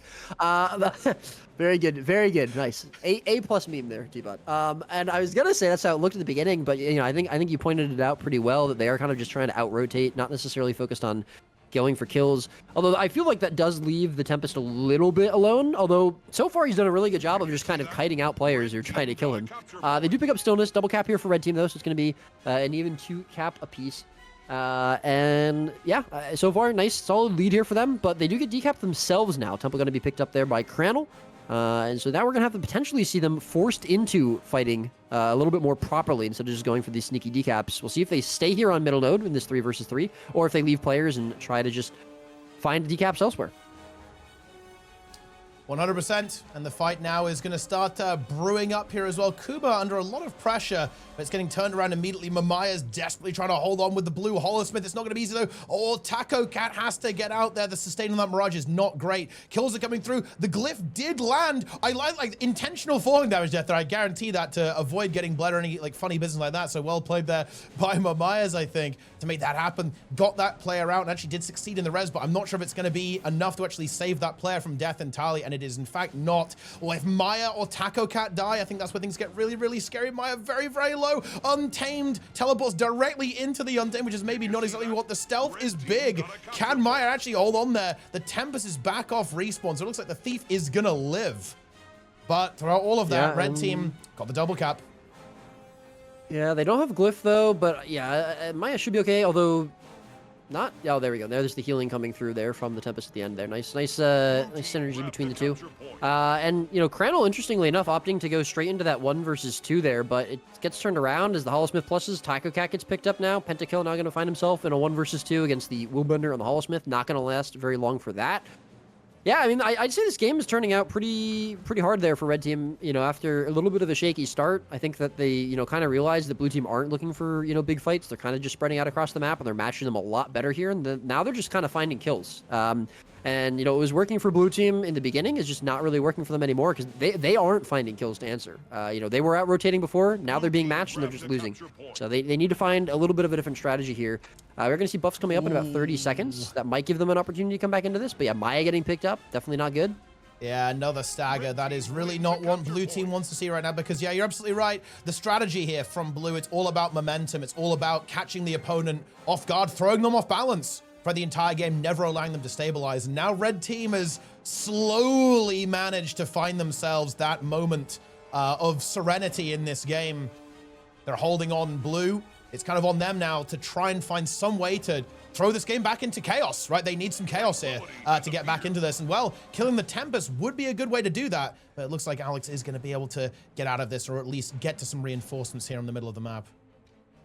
Yep, he's got Shaman there to peel for him. They do get the decap on the middle node, which is good, but now buffs have come up. So we're going to see, you know, how these teams decide to go for them. Right now we've got the Tempest in a 1 versus 1 against an Untamed. Probably not ideal for him at the bottom buff. I mean, if he can sustain it, I suppose that's probably fine, especially the way the blue team are playing. But Pentakill in a little bit of some trouble there over on Temple. He's in a losing 1 versus 1 on an enemy node. Not really a situation you ever want to be in. If you can find a quick kill on a Crannel, maybe, but it doesn't look like that's going to happen. And again, the entire time he's doing this, that's his node. See Benny getting picked up around middle node as well. Mamaya's actually dead now as well. I don't know where he came from. Maybe that was a portal there from Maya. I wasn't paying too much attention, but plus coming in from Pentakill. Stillness somehow gets picked up by blue team. I don't know how that happened. We see losing 1v1s in fights all over the map for blue team, and they somehow get the buff. And the decap? What are red team doing here? Yeah, red team, a bit of a weird thing to happen there. Yeah, and blue team now going to get a whole bunch of points off that, of course. Pentakill did get assisted there by Maya too, but was immediately reinforced by the Holosmith as well. And this 2v2 doesn't feel super good for blue, to be honest. At the same time, though, Shaman in a lot of trouble, actually. Those Condis keep ticking away onto that Holosmith, but we do have the reinforcement from the Tempest moving in at the same time. Gonna go for the Glyph, gets that reinforce. Bottom buff, oh yeah, but blue is, yeah, Taco Cat. Taco Cat kills Kuba and gets bottom buff. There was actually, so Taco Cat, I think, killed Kuba in a 1v1 down there, which was nice, but then we saw Sakai actually running over there to try and get him, and he got lined by the Tempest, and I think he just didn't feel like he had enough time to get down there after that. So nice play from Amaya's, really good heads-up play there to get the CC and confirm that cap on the bottom buff. This is good for blue team, obviously. Triple cap, that's great. That's what you want to see, but, you know, based off the beginning, you know, or the rest of this game, Red team has done a better job of holding on to nodes. I don't know if blue team are going to be able to sustain this for that long. So, you know, we'll see what happens. They have held the double cap here for a little while. They give up the middle node pretty quickly, and they get the kill on a Sakaya. That's pretty good. Good way to start this. But they're going to have to hold on to these nodes. Yeah, and this is a weird situation. Is it an overheat situation? Apparently, it was an overheat scenario, which is that's obviously never going to go super well. Good thing you won't be able to overheat the Luminary Forge, right? So, like, at least we've got that. Oh, Taco Cats get shoved away as Benny gets taken out, but blue team. And I feel like this is where you hate to play against a Thief and a Mirage. Because when you're behind like this and the game is nearly at the end, they can be so annoying and slow the game down so much, right? Like, red team right now, they've got to hold their nerve and try to claw their way back into this. I think this is a really scary situation for red right now. They do get the kill onto Taco Cat, but they've got to get on these nodes. Oh, and the glyph comes through as well. Very nice there from Mamaya's coming off respawn. However, Taco Cat not out of the woods yet. Goes down again. That damage from the Hollow is crazy. Alex going for the cat there, forces the Tempest away. Can't even attempt that revival. Has to hold that Tempest there in position. But red, they've got to find something. Kuba eliminated over here as well by Pentakill and Maya, I believe. And that's Spectre putting in the work. Holosmith moving in there, but I don't think we can really recover Kuba. Maybe some like really wacky pet res stuff, actually. Hold on. Oh no. Roy, where's Trig? Nerf Ranger downstate. What is going on there? I believe that is going to be a recovery for red, but they still need a bit more than this. They're still 80 points on. Is the cleave enough? The cleave is enough from the Will, but never mind. Okay, hold it. No, we don't need to nerf it. We're good. Doesn't need to be nerfed. You could nerf it anyways. But Pentakill, yeah, doing a nice job there, getting that kill confirmed. A little bit of a scary situation for him, but now he's a bit of a role reversal what we saw before. He's on his node in this 1v1, but if he pops that renewed focus, that might be the node taken away. Absorbing Acid actually, leaving. Okay, Maya was coming in for the plus. Nice job from Absorbing Acid from Sakai there to recognize that the Thief was coming in to plus that. We do see Kuba coming in off of respawn, so they're going to be going for this. They have to decap this. Pentakill very low, does have the RF available. But Taiko Cat on the other side of the map getting killed as well. I mean, if they can get the decap on Temple, they have a way back into this game, but they have to do it, and they have to do it quickly. But Maya's coming in as well, and yeah, they're leaving this. I think they might be going, oh, bottom buff is coming up soon. 40 seconds. I don't actually know if they get there in time, though. They only need 70 more points. Yeah, this is really, really scary. It's 4 minutes on the clock as of right now. Also, something very weird happened. Oh, this is actually a bug, by the way. So you'll notice that this node appears to be red, even though it's actually owned by blue. They actually got baited. That's why they left. That's actually a bug. It's funny. And actually, I know why that happens, funnily enough, because I have reverse engineered PvP. It's actually a bug with Tranquility, but never mind. That's, that causes the node to display incorrectly. It was very fun when building the MOTA overlay. But anyway, back to the game. Red team, can they make this recovery? Taco Cat, now in trouble on middle. Doesn't want to give up that node, but doesn't really have the sustain to hold on to that. But 2 blue players dead. This is so unbelievably close. Blue team, they've just got to find a little bit more. They've got to hold out longer. If they can just deny their opponent points, they can win this game. Mamaya's dies here while the Vapor was used to try and get over a little bit close to interrupt the top buff, was able to do that, but that's now going to be a kill. Alex is in a really spooky situation against Taco Cat, but Taco Cat doesn't really want to waste time in that, I feel like. Alex might be able to get the buffer free. That will be a massive game-winning move. Kuba now has to go for this fight here into Taco Cat. Pentakill goes down there as well. Shaman finds that 1v1. I think red team are kind of doing it. I'm not going to call it just yet, but I feel like they're kind of doing it, Roy. It's so close. I mean, yeah, I mean, they're about to hit 400 points. They have the triple cap. If they give up, if blue team gives up stillness, that's definitely going to be game over. But now they're going to be forced to play for these 4 nodes. They get a decap, but they have, again, we've seen them struggle to hold on to their nodes so hard. Taco Cat down! You know, I mean, they have to get another decap. Yeah, that's really bad. Rough. I don't know. This might be game. I mean, they get the cap. Bottom buff comes up now. And decap, Pentakill! Pentakill's the decap! Okay, that's a really big decap. Yeah, that's massive, actually. I don't know. There was no response there. This is... Alex is going for the buff, but can't find it. Yeah, bottom buff is definitely going to be coming into play here. Maya, actually, I think being down here is really good. Maya can just troll bottom buff for quite a while and should be pretty safe. So I think this is okay. They don't really need to get bottom buff. They just need to prevent red team from getting it. Now it's just going to come down to can they hold the kills, pentakill here in a 1 versus 1. Taco Cat coming in. Now he's going to go for the decap on middle node. That's going to be massive. That's massive. Red team just, they don't have enough players for this. Yeah. I mean, this is where, like you said, I mean, the faster rotations, the faster specs really coming into play here. They weren't able to hold on to the nodes for very long, but yeah, as long as they can survive and just continue to be annoying like little gnats flying around the map. And getting these decaps, but Maya and getting actually these caps. in a really sticky situation there. No Shroud of Thrower is going to die. That forces a response from the blue team to the bottom buff. Taco Cat also in trouble versus Cooper and Cranel. Is there a response from blue team? There is from the Tempest, but that means the Tempest is not able to support the range of the players. Everything is now neutral as well. Taco Cat desperately holding on top buff, but cannot do it. How is this 1v1 going? Oh, actually, Sakaya losing into the Willbender. That's a big problem. This is huge. They need the points from the kill as well, because if Red team, their team's about to get the cap. There's a minute left in the game. He does. Oh, he has to get the cap though. Did you see that? Temple's going to be picked up here by Red team, and they get stillness. Oh my god, this is so weirdly close. And actually, Alex is getting mid. Blue team, do they have a response to this? Where's Maya? Maya, I feel like has to go to middle here to deny this cap from the Tempest. If that goes through, it's game over, I believe. I bet he's not going to be able to do it. No, can't make it. He has stillness, but oh, he can't get in there in time. Oh yeah, that's going to be game. Oh my god, that was so close. But the stillness comes through at the end to win them the game. Brutal game. Wow. 40 seconds on the timer. Close. Very back and forth. And there you have it. That's crazy. I'm going to be honest. I know this game was super close, but I think on a different map, it's way more in favor of Red Team. I think the only reason it was as close as it was because of the buffs. I think Red Team were the stronger team for sure. Blue Team, like I liked what they're doing. They were running around. They were being fast. They were going in and out, getting these decaps, getting these sneaky caps and stuff. But they were in general not getting as many kills. They were losing fights. And I think on a map that you have less need to spread out as much, I think you have a stronger fight. But either way, still fun game to watch, still close game. Blue Team almost made it through there. But yeah, now we are going to move on to semis, I believe. Yeah, I just want to read a YouTube comment actually before we move on. It's going to relate to the vitamin conversation we had. So this was the opener. Someone joined the chat and said, yo, vitamin C is good, mixed with water, yo. C, probably the best of all the vitamins. I don't like vitamin 3, I mean E. Never mind, not sure where I'm going with this. I mean, this is why you shouldn't read YouTube comments. Wait, what's the hate on vitamin E, though, by the way? I have no idea. I mean... yeah, I don't know. But also, I will be right back 1 second. Okay. This game is probably going to be a little bit rough. I think we want to be... I think Snowfall versus 55 is probably where we're going to be going next. This one's going to be tough, but you might as well be in this game while we wait for the next round to come through. Yeah. Don't spectate this. Waste of time. We are Plat 1 LFG. Hold on to your points. See I mean, yeah, I don't know. It is what it is, I guess.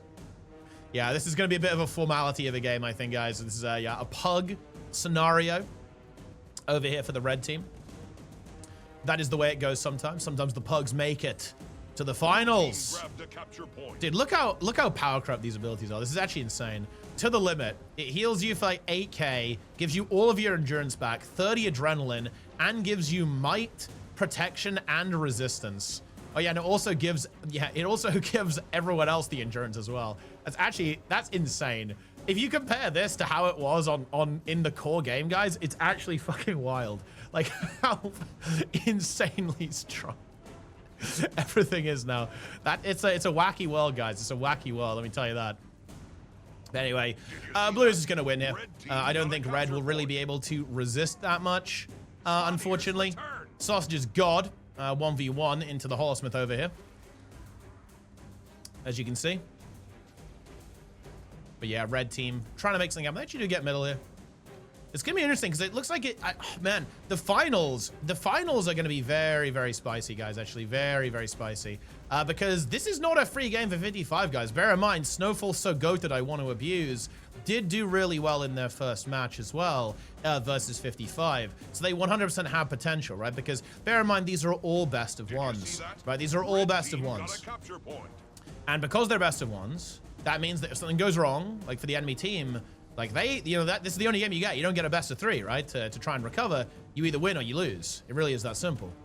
That's pretty based, actually. It is, yeah. Also, red team is not entirely losing this game either. I think red team wins. Does blue team? Do we know if blue team is a team name, by the way? Like, why do people not have team names anymore? I miss French worms. Because they're cringe, actually. Wait, what? How is French worms cringe? What about Ultranum? No, I'm saying not having team names. Oh, okay, yeah, okay. So you're saying that, wait. So wait, to be clear, you're an ArenaNet dev saying that the players are cringe. Like you're saying that. I'll go on record saying that. Yeah, absolutely. Yeah. Listen, you know what? I think if I can get away with saying anything, it's that PvP players are cringe. I think most Go Boost 2 players would stand with me on that one. Yeah. Okay. But anyway, I think, let's see. Yeah, the 55 game is up. It's going to be on Forest, of course. And, oh, dude, I love how Sind has different thieves. Look at this. He now has another one. Reality Crumbles. What do you make of that one? Jesus, man. That's crazy. That's crazy. Reality crumbles, man. What a role player, dude. We love to see that. What an absolute role player. Well, I mean, honestly, it's sick. What an impressive showing from Snowfall, though, right? Like, very, very impressive. Yeah. To see this roster, actually. Very, very impressive. Shout out to Lone Cap in chat, by the way. Okay, look. Every person who mains a class should be like Lone Cap. He's like, yeah, I play Warrior, I play Rifle. Me snipe. Is based. Yeah. Yeah. But anyway, interesting map, I think. You know, I feel like, because the last one was on Kylo, correct, right? And do you think? Oh yeah. Well, I was gonna say, do we see him stay Soul Beast? We could, actually, because this is a build floating around, right? Like, this is the Condi build. Yeah. But bear in mind, of course, these are teams playing at high level. They might be doing a little bit of sneaky stuff, right? We might see a last-minute swap. Yeah, we can see it being swapped back and forth, right, over here. So it's just, I think, to keep the opponent in the dark, because as you said, obviously, like, Boyce was playing a little bit of a specialized build last time. So we obviously might be seeing a similar approach from both of these teams. What's it going to be? It is going to be the Untamed. And I think that does make sense. I feel like the Untamed fits better into the comp, right? Because it not only has that incredible 1v1 potential, but it also brings a lot, I feel like, to the team fight and also the skirmishes. It has that damage potential. It has that mobility that I think really works well here. Now, I think 55 are going to be more comfortable in this map. They're known to really hate Kylo. That's just, that's just one of the things. They view it as the cursed map. I think Azan in particular does, I think, because of some incidents that happened in the old pro days. So I think they're going to be comfortable here. I think it does lean into their playstyle, right? It's a very heavy rotational map as well, with the kind of like triangle point alignment with how the map is laid out. So let's see how this one goes. It's going to be tough, I think, for Red Team to make this work, but already Sin getting nuked. Also, Sin opting for SD, by the way. He was playing, I believe he was playing DP last time, and it's going to be the SD Thief this time. So I think he wants to bring a bit more damage and I think a bit more value to the team fight, right? Being able to kind of break through some of these targets and stick to them very aggressively with the sword main hand. Yeah, does need to burn all of his skills to his utilities there to get out of trouble. The short bow from the Hallsmiths doing quite a bit of damage at range from him. But he's going to be able to escape with his life. A lot of low health bars, though, across the board there on Red Team. And we do see Boyce now in a 1 versus 2, which is a situation he is probably very comfortable in. I think Boyce is probably confused when he's not being outnumbered. So, I mean, he's probably okay. I think he's fine sticking through this for a while. We actually see Sakaya leaving. He's not going to decide to stay there outnumbering. Zan actually taking quite a bit of pressure over at mid node, even with the outnumber on the other side of the map. Reality Crumbles is well going to be pretty low, but Kuba is going to be the first to fall. Alex should be there with the glyph, but he's going to get interrupted. Ooh. Oh no, I don't know if he's going to be able to get it. The cleave probably, the cleave is going to be good. They got the glyph on Descend as well, so they actually perfectly handle that, does 55. Now, Reality Crumble's still in a little bit of trouble, but does actually manage to get the heal off, so it's kind of okay, I think. Has Shadow Step available, and yeah, Red Team slightly crumbling there. The glyph does now come through, so they can try to salvage this encounter and hopefully not lose any more players. But yeah, I do want to point out that was a fight with such narrow margins. It was unbelievably close, with 55 just barely coming out ahead. Oh, Syndrome also downstate again. Can they somehow get this rally? Oh no, what a catastrophe for Red. So close to winning this fight twice, but the rally war just does not go their way. And Blue Team off to a commanding start in this match.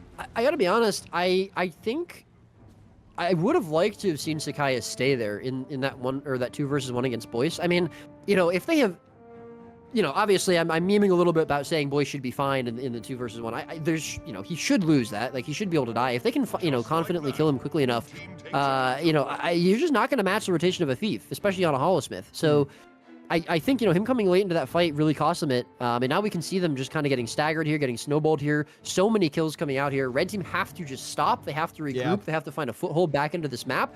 And they have to just be aware they can't match Sind. They're not going to match the rotations of Sind. I mean, maybe if they keep Crandall on top of him, but even then, I think Sind is probably going to be a little bit faster. But yeah, I mean, we'll see if they can come back into this. Again, they need to regroup. They still have a Holosmith coming in off of respawn, and Kuba, he might be about to die. Yeah, again, the stagger just continues. I also really like the swap to SD from Sin, to be honest. I feel like he's way more able to bust through like the tanky classes here. I think he's able to deliver his damage way more effectively, and simultaneously he's able to be a bit more active in the team fights than playing DP. Yeah. So I actually really like this decision from him. 100%. Like, he still has all of that speed as well. The mobility from the Thief is still present on this build, of course, but he just has, look at this damage. He's able to connect onto these targets, and he's so unbelievably sticky. You cannot shake this guy when you have the sword dagger set there as well. I mean, oof. Wow, okay, this is rough. All right, so I guess it takes 7 games for 55 to warm up. Yeah, they're warm now. They're warm, and yeah, Red is struggling. I think what you have to do, you were just kind of getting into it before, they just have to almost like AFK for a bit and just pretend that the game started 150 points down, or something, because if they keep doing this, they're going in, right? Like, we have the Holo pushing in here. We have Kuba pushing in. I don't know. Yeah. Like, they need to stabilize. I mean, this just feels disconnected from Red Team. Someone needs to be saying to them, stop leaving spawn. I mean, like, you know, obviously you don't want to end up in a situation where you're getting spawn capped with a triple cap on the map, but you also just can't keep on losing these players and dying over and over again. And I mean, you know, we see Kuba under pressure, Alex under pressure, getting prime light beamed. He's very low, forced to use the blink. They have respawns coming in. They should be able to group up here and have a proper team fight. You know, and maybe we'll see them win this. He has the glyph available, but I'm sure Misha's going to have the glyph. Oh, no, he actually doesn't. Misha did just use it. So no glyph here. And I do finally go into Draza. This could be a chance for them to come back into this game. He's going to be in a down state. And Alex, very, very low, though. Does have rebound available. They get the cleave. Alex is going to go to down state. They should be able to force him. Force the blue team away from this, though. The hard res. Kuba, though, so low on this. Zan doing so much damage on top of it. They might be about to lose 2 players. Sin coming back in. He's going to be looking for this. Zan chasing him away. The cleave going to be enough to keep Alex out. Kuba's so very low. Crandall very low in his 1v1 off to the side as well. But Sin going to go into downstate now, and that probably will rally Kuba. It does. Sin finally going to be taken out here, but Kuba's still low, and this is right outside of both teams' spawns, so the respawn's going to be coming back in. Kuba going to go down, but Alex coming in. He has glyph. He should be able to get this. We do see him going to down. Get the rally. Zan going to go into downstate. He's going to cleave back out. Yeah, this is going to be draws picked up as well. Misha still won't have glyph available, so he's going to not be able to come into this. We do see Sin coming in off of respawn, choosing to actually go. He's going to try and plus this, I think. If he can find a quick kill into Crandall, that will be some value. But finally, some kills, some life here from the red team. Yeah. Absolute chaos there. Like, I almost thought we were on a custom server for a moment there, doing some like weird 1v1 stuff. Crandall getting obliterated, has to use the renewed focus. He's gonna have to watch out though as well. Maybe feeling a little bit confident here, wants to try and turn it around onto Sin. They've got to get rid of that thief, right? They've got to get rid of that thief. Because it's causing so many problems for them in this game so far. And I feel like at the start of this tournament, I was not feeling confident in the Thief, but now I'm feeling like it's absolutely crazy and just like a massive problem for any team that's going to go up against it. I certainly hope that the team going into the finals to face 55 is watching this, because they're going to need to know how they're going to handle this. We have Misha go down though, actually, as well. So there's going to be no res available there as well. Of course, Zan also in trouble down to 1k HP. Should be a kill there, as in Trigger Trust is going for that hunt as well. Sind also was able to contribute getting back into this fight, as Sakaya is in the downstate as well. So Crandall going to find himself in a very, very scary 1v2. No sign of reinforcements. Well, I believe he doesn't have renewed either. He used it a while ago. Yeah, does not have renewed focus. So even though 55 losing some players on one side of the map, it's not going perfectly elsewhere for the red team as well, because if they lose this Willbender, their foothold on this part of the map is going to be gone. Oh, can he somehow hold on? Has the F3 available? Is trying to hold on. Has a block too. That won't save him against the SD Thief potentially. The kiting it from Crandall is absolutely massive. Heal skill in 5 seconds. Is there going to be a support from anyone coming in? No. Alex is here. I don't think he can resist, and I don't think he has No. glyph back. Yeah, it doesn't. So, I mean, really, really nice job from Crandall holding on to that for so long. But unfortunately, it almost baits his Tempest in because now he's in a really bad position. He's just going to burn cooldown, just trying to get away from Sind back into the fight. And blue team could turn on this. However, it looks like Draza in some trouble himself. Misha potentially coming in. He's not going to have glyph as he burned it, you know, right before we saw him go down earlier on. So kill picked up. So it's a kill for a kill. But I mean, the deficit is just massive. Red team, they had a huge team fight. They come back into this game. They got 100 points on the board, but they did so 200 points behind, and they still have that massive deficit for them to try to make up. They have to be playing so much more aggressively. They have to try to, I basically like farm 55 at this point, I think, to be able to come back into this game. And I just don't know if I see that happening. And I think you're saying, you know, what you're saying is right. The Thief is doing so much work for them, forcing Sakaya to try to match the rotation, coming back into the 2v2. You know, with Boyce and Sind, it just doesn't work out for them. They lose the player. Nice rotation from Alex, getting that glyph off. Really, really well played from him. But yeah, they're just so far behind. I don't know if they can come back into this game. Yeah, it's a real shame they had just a catastrophic early couple of fights, right? Like if it had gone even a little bit more towards parity, I think this game looks very different, to be honest, and it's a lot more exciting. But yeah, Red is just in a terrible position. Yeah, like they own, and bear in mind, like the time is ticking here as well. Only 6 minutes left in this game. So even if blue team doesn't really gain that many points, it's still so hard for red team to win because gaining 200 points against 55, that is not easy, to be honest. That is very, very difficult indeed. And they're going to, yeah, like you say, they need to dominate for the next couple of minutes if they want to win this game. And that's just very difficult to do. And to be frank, it's not happening either. Like, these fights are not really going in their favor whatsoever, to be honest. Like, we have the Untamed nearly going down. That Prime Light Beam might just be the end there for the Ranger. It absolutely is. Shaman dying on the other side of the map there as well. Alex also in trouble. And I think, unfortunately, we are seeing the end of this game. And Snowfall, after, I think, a really impressive performance this tournament, they are going to be eliminated. And it's going to be 55 versus Sausage's God in the finals. Yeah, that should be a decent final. I think map will probably come into play a little bit. And I also think, you know, we've basically just seen Sin's power level grow as the game goes on. Yeah. You know, not to downplay, you know, what the rest of his team is doing. I think Misha's been playing really well in these fights. I think he's been where he needs to be pretty much all the time. I think obviously the Hollow-Smiths are doing a lot of damage. Boy's just holding 1v2s like it's nothing. But I really think the value of the Thief can't be overstated at this point. And, you know, we saw him have some issues in the first couple games, but this game, I think Sin has been running it. And yeah, I think apart from that one fight that red team won, that was just kind of messy from both teams, to be honest, with respawns coming in from both sides. And, you know, they had a little bit of an advantage maybe coming into the beginning of that fight. I think that was just all 55 and all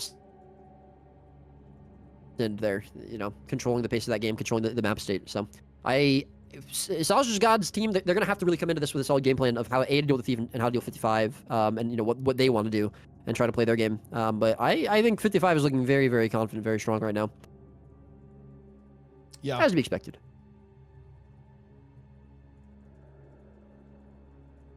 Yeah. Sorry, right. This is the...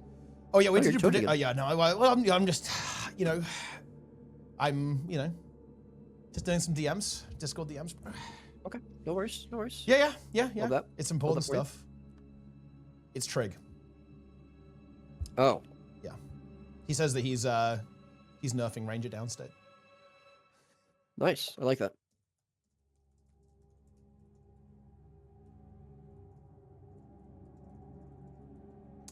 Nice.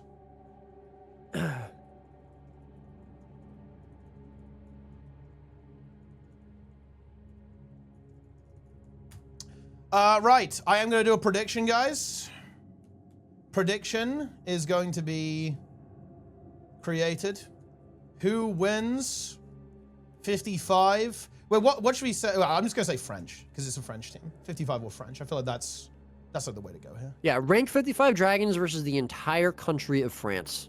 I'm actually going to put that. That's what I'm going to put in the poll. Yeah. Minus Draza, since Draza is French. Yep. We should include him. He's a traitor to his country. All of France. Okay, I'm putting all of France. There you go. Prediction now starts. All right, there you go. There you go. Vote, guys. Grand Finals coming right up. This is the last game. Last of this expansion. Monthly automated tournament game of Janthir Wilds. After that, it is crazy stuff. Gonna be Visions of Eternity. Yeah. Yeah. Syndra is French too. Syndra is not French. Oh, that is true. No, he is. Yeah. Okay, so you just say that he is. I mean, is boys French too, right? Is everyone in this game French?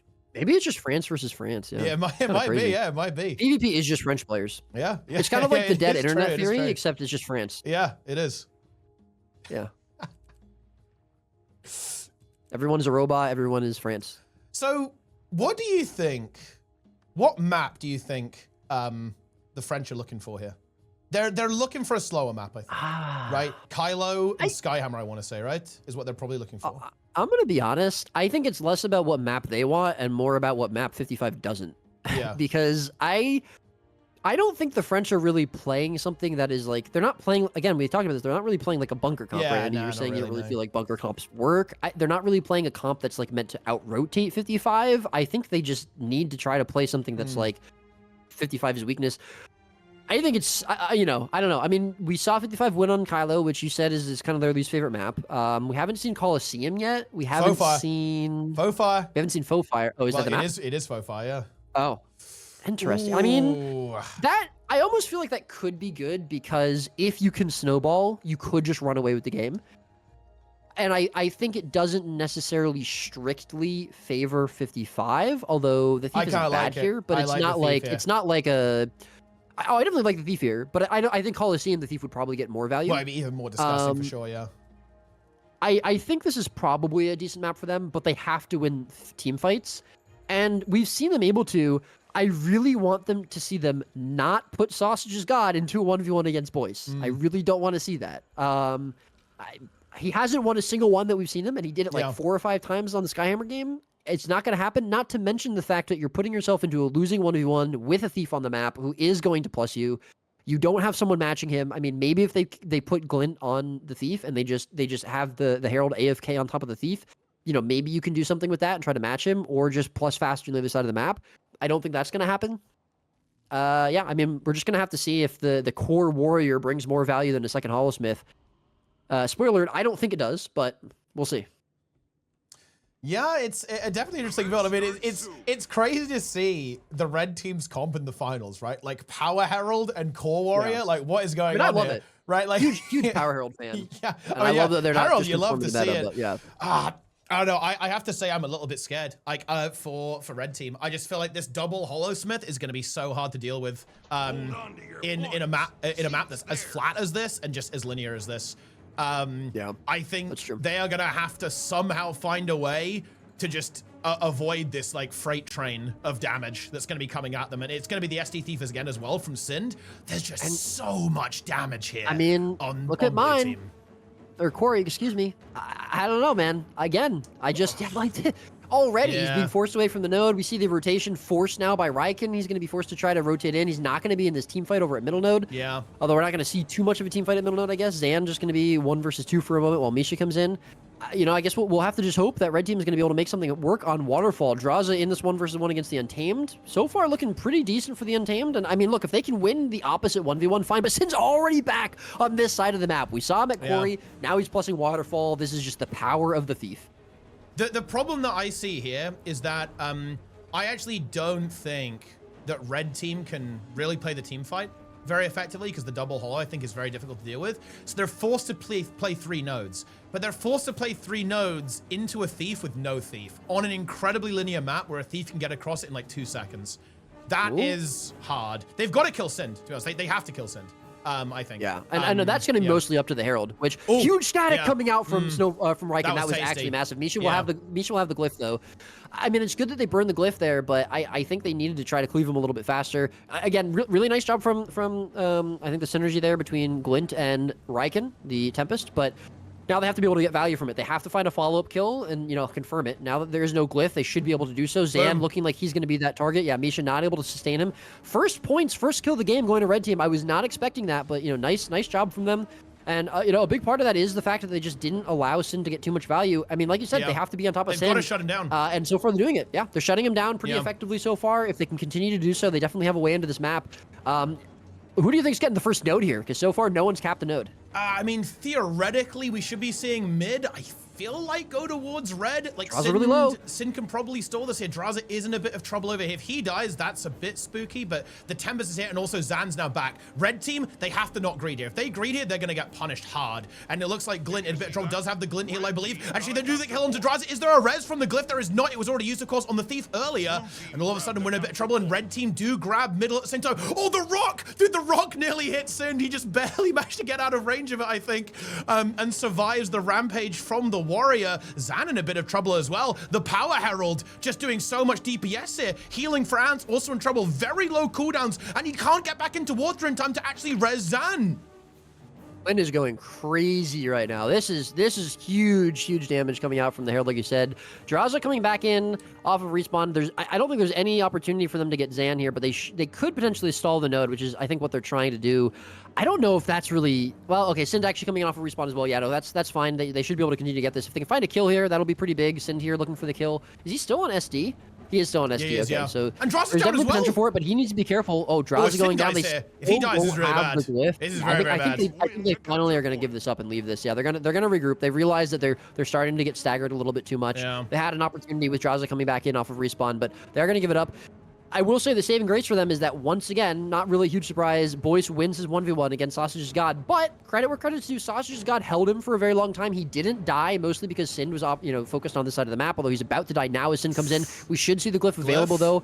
If Riken is there, he is going to be able to do it. So now a team fight, real team fight I would say of the game coming through here with Sausage's God coming in here a little bit low. Sin still on top of him. Finally, this thief value coming through, but Boyce needs to be careful. He's going to be pretty low. I think the cleave should be good though. No glyph available anymore as they just burned it. Glint heal coming in huge for Glint as he's going to heal himself up fully, but the cleave is going to be good from blue team on to that Hollow Smith, and this might be red team forced off of middle node. Follow-up pressure now onto the Tempest. He's going to be good. We do see Viasly coming in on team trying to peel here for his teammates, but it's not going to happen. Glint going to go to downstate and a big wipe from blue team. Yeah, massive team fight there for 55.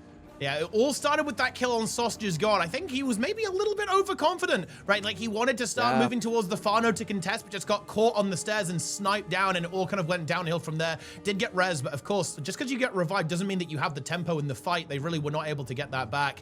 And yeah, but the red team are playing this smart though, right? They're playing it a bit slow. The problem is though, is that how do you survive against the Thief and the Hollow on the Untamed? I really don't think that's going to be realistic. It's not. And the entire map collapses for the red team. If that Untamed had maybe somehow been able to hold on, then there would have been some potential here for red team to not lose too much, but this is looking like a very expensive defeat for now. Yeah, we're going to see as well, probably Quarry being the next big point of contention, but Sin coming in now across the map, and that's going to be some immediate pressure. It looks like he's trying to lock down the Tempest, stop him from being able to heal as effectively and put some pressure on him. Boyce a little bit low, but I don't know if he's going to really be a good target. Zan actually going to be the target here for red team. He's getting run down. Misha does have the glyph available, so the next person who goes down state, he should be able to try to glyph them. A lot of pressure coming out from red team, but the damage is actually going to be turned back around. Tempest now going to be so low. Sin again going to be chasing him down. He's going to be forced away from the rest of his team. He actually might go into downstate. He should get into his base. Okay, even if he goes into downstate here, he'll vapor form, but that's just the team fight being forced away from the node. Goku a little bit low. He's going to be CC'd out. He's probably going to go into downstate. He is. Another fight won. Another kill confirmed here for red team. Glint as well going to be pretty low. We do see the Hollowsmith coming out, peeking his eyes out that door to try to peel for him, but he's going to go right back in as soon as it happens. That's 2 kills very quickly picked up for red team, from red team for blue team, and I don't know. They looked solid at the beginning. But blue team can't team fight this. Or the red team. They cannot. You can't team fight into the double hollow. It's just not realistic for red. And 55, they're saying, well, we're gonna team fight, right? Like the entire game is team fights, are they going for Lord? Right? I think they're just they actually may well be going for the Lord. I think that would really not be the way. To be honest, but I guess maybe it's fine. They can just force the team fight here. This is a very risky maneuver. They're obviously feeling confident. I'm a little bit scared here. I'm not sure if we want to be doing this. To be honest, as 55, that's really not the way to go. And maybe a little bit of overconfidence there. We're not quite at that stage in this game just yet. But look, the Thief gets another kill. Like I mean, I think red team's just dead here, to be honest. Like they're not able to really force the map state that they want. They lose their Untamed again. They're stuck in their base right now. Zan is going to go down, but we do have the glyph coming through. Yeah, so we should be okay for 55 to get out of here, I think. Yeah, it's okay. and I think the aftershock. Yeah, Boyce rotating into this fight from the other side of the map from Waterfall. It's going to make us a 4 versus 4 as the Untamed for red team is being bled out. They do get Zan, so they are going to get a kill. I mean, this the thing though is this isn't really red team making a comeback. This is blue team throwing. Yeah, this is trolling. I don't know. I think they were. Look, I'm getting real. I think there was a bit of BM going on there, to be honest, Roy. That was maybe a little bit of disrespect happening. I think. Fair, they might have thought they could do it. They might have thought they could do it. I'll give them a little credit there, but also yeah, maybe they were being BMing a little. But it doesn't matter. Boyce is going to stall here. Boyce didn't die in that fight. He's going to be able to stall at Quarry for quite a while. And, red team are going to have to choose if they want to try to commit resources to kill him or if they want to leave. Sind didn't get picked up in this fight, so he's going to be free to roam. And plus draws coming in. Yeah, I mean, this is definitely looking bad for Red. We've seen them lose 2 fights pretty quickly in a row. I don't know if there's a way for them to come back into this game if they are going to continually be forced into team fights. They have to try to out-rotate blue team. And there's a thief on the team. They were doing a good job of holding him down before, but that was kind of when they were matching his rotations. Now they're behind. Yeah, I don't know. I don't know if they're going to be able to do it. Hollow dead? Not yeah, I think is they had that kill. They were able to kill Misha, but the problem is that Boyce just landed a crushing hammer blow onto Sausage's god and was able to eliminate that. Sin does die, but we need to see big moves, right? We're seeing like little wins here and there, and more and worse, right? It's like trades. They're trading with blue right now. That's not good enough. They need to be getting stuff for free. And yeah, they get Sin, but Goku gets caught, obliterated there by the Holosmith, and of course by the Untamed, and that's just not good enough. Red team needs to activate big time if they want to win. And yeah, don't worry, I fixed the audio. I just changed the server. Looks like the Discord server we were on imploded. I just swapped it. You were outed as a clanker, actually, Roy. For the just so you know. You can't say that. I'm suing you. Did you see Yeah. that? You are a robot. That's yeah.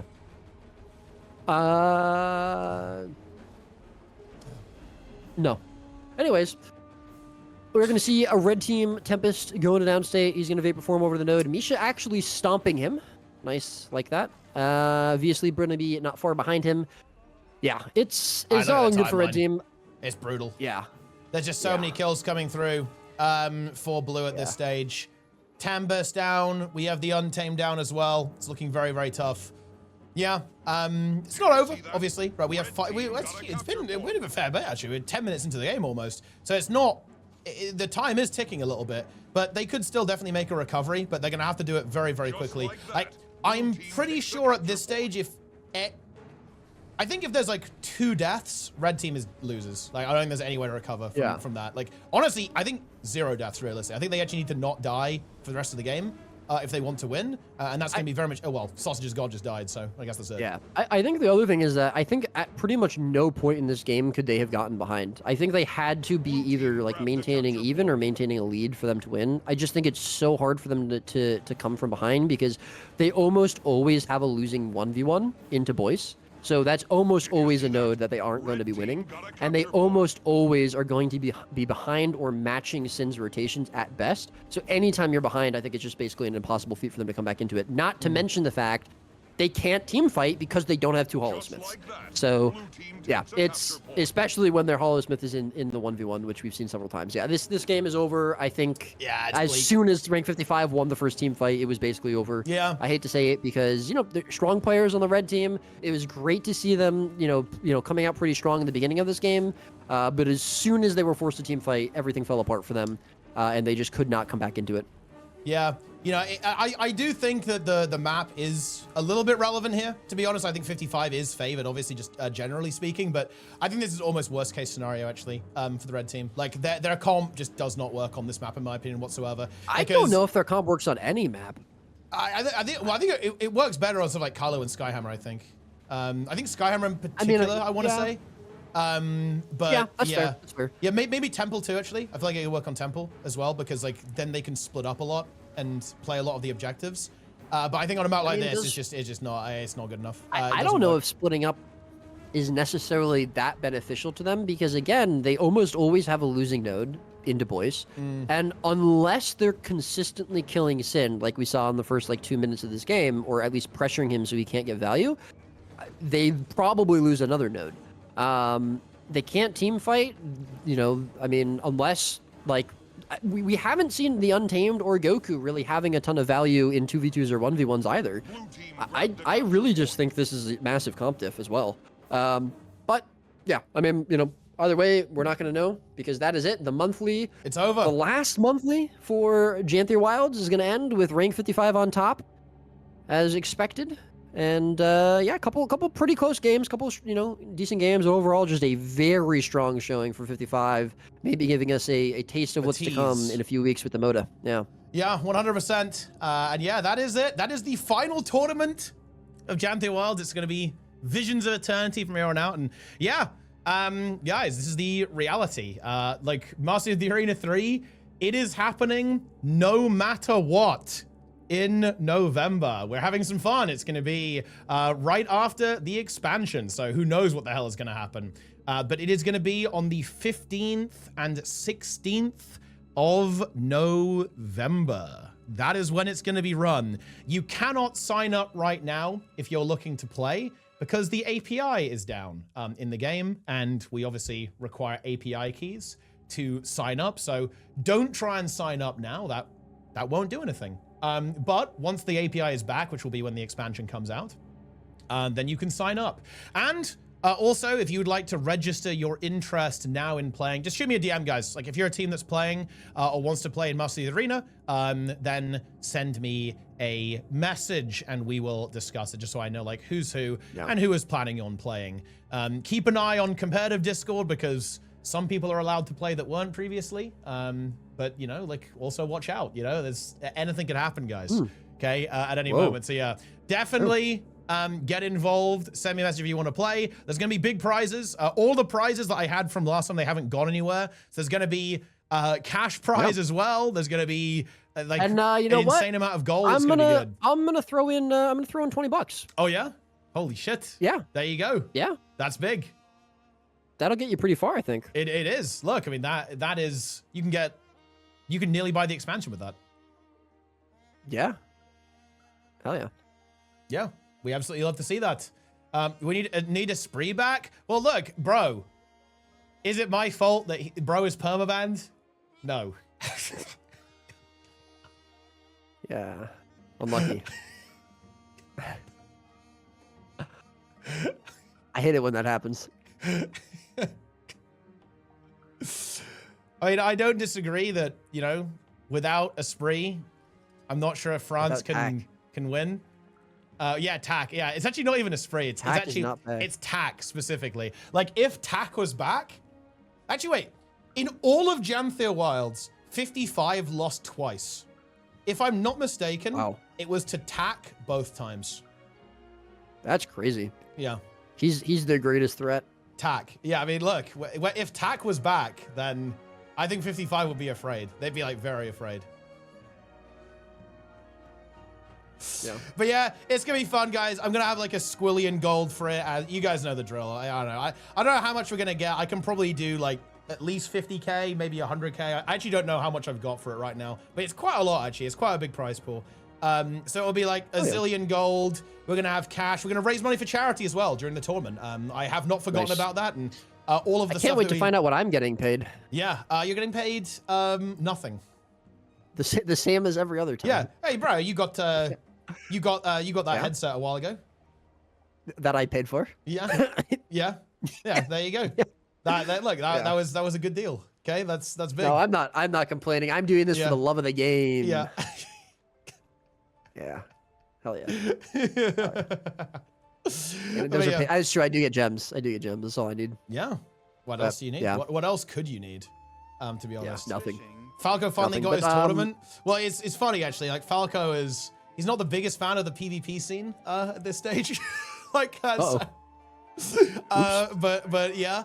He wasn't entirely amused by the antics that went down over the course of trying to run this tournament. But we are doing it. At last, it will be happening no matter what. It'll be exciting. So yeah, it's gonna be a good time. I'm actually really looking forward to it because obviously the meta is gonna change a whole lot. So new teams will have to come up with some ideas. Yeah, it's gonna be really cool. Yeah, no, for sure. I really like doing it very quickly after the tournament, right? Because stuff might be busted, but I think the spec ban rule is gonna help that. Like everyone knows how it is, right? Standard rules, right? You're only allowed one elite spec, so that should prevent mega degeneracy, right? Like, I don't know, like 5 luminaries or something, right? Although that would be pretty funny if someone did do that. But yeah, that's obviously illegal. I also wonder if they're even going to be able to. I mean, like, do you think 2 weeks? I guess what is it now? It's like 3 weeks, right? Or like 2.5 weeks. Do you think that's? Wait. Hello? Oh, I think Discord died. Yeah. Let me try and change this. Confident about the meta? Hello? Hello? Hello? Hello? Oh, yeah. Discord just imploded. Oh my god. I think you were going to say, is it... I was going to is say, enough do you time think to it's enough figure it time out? for them to like 100%? Well, I think most teams, you know, especially at this level, should have a pretty concrete idea of what the meta would be looking like. But like to be like 100% sure and like also to like, you know, come up with any like sleeper builds or whatever. I think it'll be interesting to see if anyone does come up with anything like that. I think that's actually going to any be the best part. surprises. Is because obviously, Yeah. because there is a tournament and people obviously want to win. I think it does actually incentivize people to almost be a little bit secretive in a way, right? Like, and actively not share information, which I think is really exciting. Like, one thing in particular I'm really hoping for is that EU and NA have different approaches, right? Because we saw that in a lot of the MOTAs, particularly MOTA 1, right? Where EU and NA had different views on the game. I think that's really exciting when that happens. So I'm hoping that we kind of see a bit of a dynamic there with like teams trying out different ideas and even potentially adapting on the fly, right? Because it is a 2-day event. And that means that if they go, oh shit, that looks kind of broken on day one, then you can like pull it out, then you can adapt on day 2. But even more, and this is what we saw the French did, right? I'm sure you recall this. In fact, this is what TAC was known for. The French actively sandbagged essentially in Swiss rounds of the tournament, and then they activate TAC for the finals, and they you know, well, but look, he cannot be resisted. He is the irresistible force. So there was no defeating him. So you've always got to be aware of that. So yeah, I think it actually leads to a really exciting dynamic. And I would look, full disclosure, guys, like MOTA 3, I want to give you guys my thought process on this. Like MOTA 3, I just want to get this done because it's been a long time coming, and I just want to look. It feels really bad that it got delayed as long as it did. I'm very unhappy with how that went, and there were a variety of reasons for that. Like some out of my control. It is what it is. I don't know what to tell you. But I just want to get this done. We're gonna have a really good tournament, and I might do some other stuff as well. Like it depends. I'm planning on doing quite a lot of events in Visions of Eternity, actually, like across all game modes. Like the one thing that is guaranteed going to be happening, we are doing a Beetle tournament. Like I really want to do that. I am so excited to try and make something happen, actually. Kind of contribute to that, try and contribute to that community. Because in particular, the thing that's really exciting, actually, this is so cool. I love the Guildhall loadout feature, right? That's coming with the expansion. So you can just like swap between Guildhall files very, very quickly. And like you can have like infinite tracks, right? Like within a Guildhall, which is really cool, I think. And just like swap over the decorations whenever you want. That's really exciting, I think. So that's going to be really fun. Doing some PvE stuff too. And I might try and do PvP, whether it's going to be a, I'm really in two minds about PvP events going into the next expansion, because doing like the cross region, kind of like world championship style thing is really fun, but it's also just a pain in the ass, and it's very difficult to get people to engage with it. And also, look, I'm gonna be real, guys, okay? Like, the PvP scene is a bit unwieldy. Let me put it like that, sometimes. A little difficult to work with, you know? There's some personalities in there, some characters. So that makes things difficult. And to be honest, guys, I kind of want an easy life, okay? I want some relaxation. So if you're a fucking peepo, you guys might be in luck, because we might do a bunch of peepo PvP tournaments, which could be fun. Oh my god, I could play. Yeah. That's so sick. But basically, guys, MOTA 3 is coming. There's going to be a shit ton of tournaments. It's going to be hype. I'll try and throw together a trailer for it. It's on November 15th, 16th. There's going to be fucking chaos. Like, who knows what's going to be good? We have no idea. It's going to be fun. It's going to be epic. There's going to be a big prize pool. I'm going to try and get, like, you know, 50K at least, 100K gold, hopefully. There'll be a cash prize as well. We're going to raise money for charity. I mean, I don't have to tell you guys. It's going to be good. It's one of the things that I'm actually really looking forward to is actually raising money for Cure Rare Disease again, guys. That will be a part of the stream. And we're going to raise some money for a really good cause and a charity that I've been really proud to work with previously, and really looking forward to doing it again, actually, with MOTA 3. Yeah. But all right, I'm going to head out. Teapot, thank you very much for letting me join in with you today. Yeah. Appreciate it as always. And I'm looking forward to the MOTA as well. Yeah, should be a good time. I can't wait to continue doing some casting. But yeah, hope you have a lovely rest of your stream and a lovely rest of your day. Absolutely. Oh, yeah, 100%. And of course, thanks for showing up. Always a pleasure. Yep. My pleasure indeed. Bye. See ya.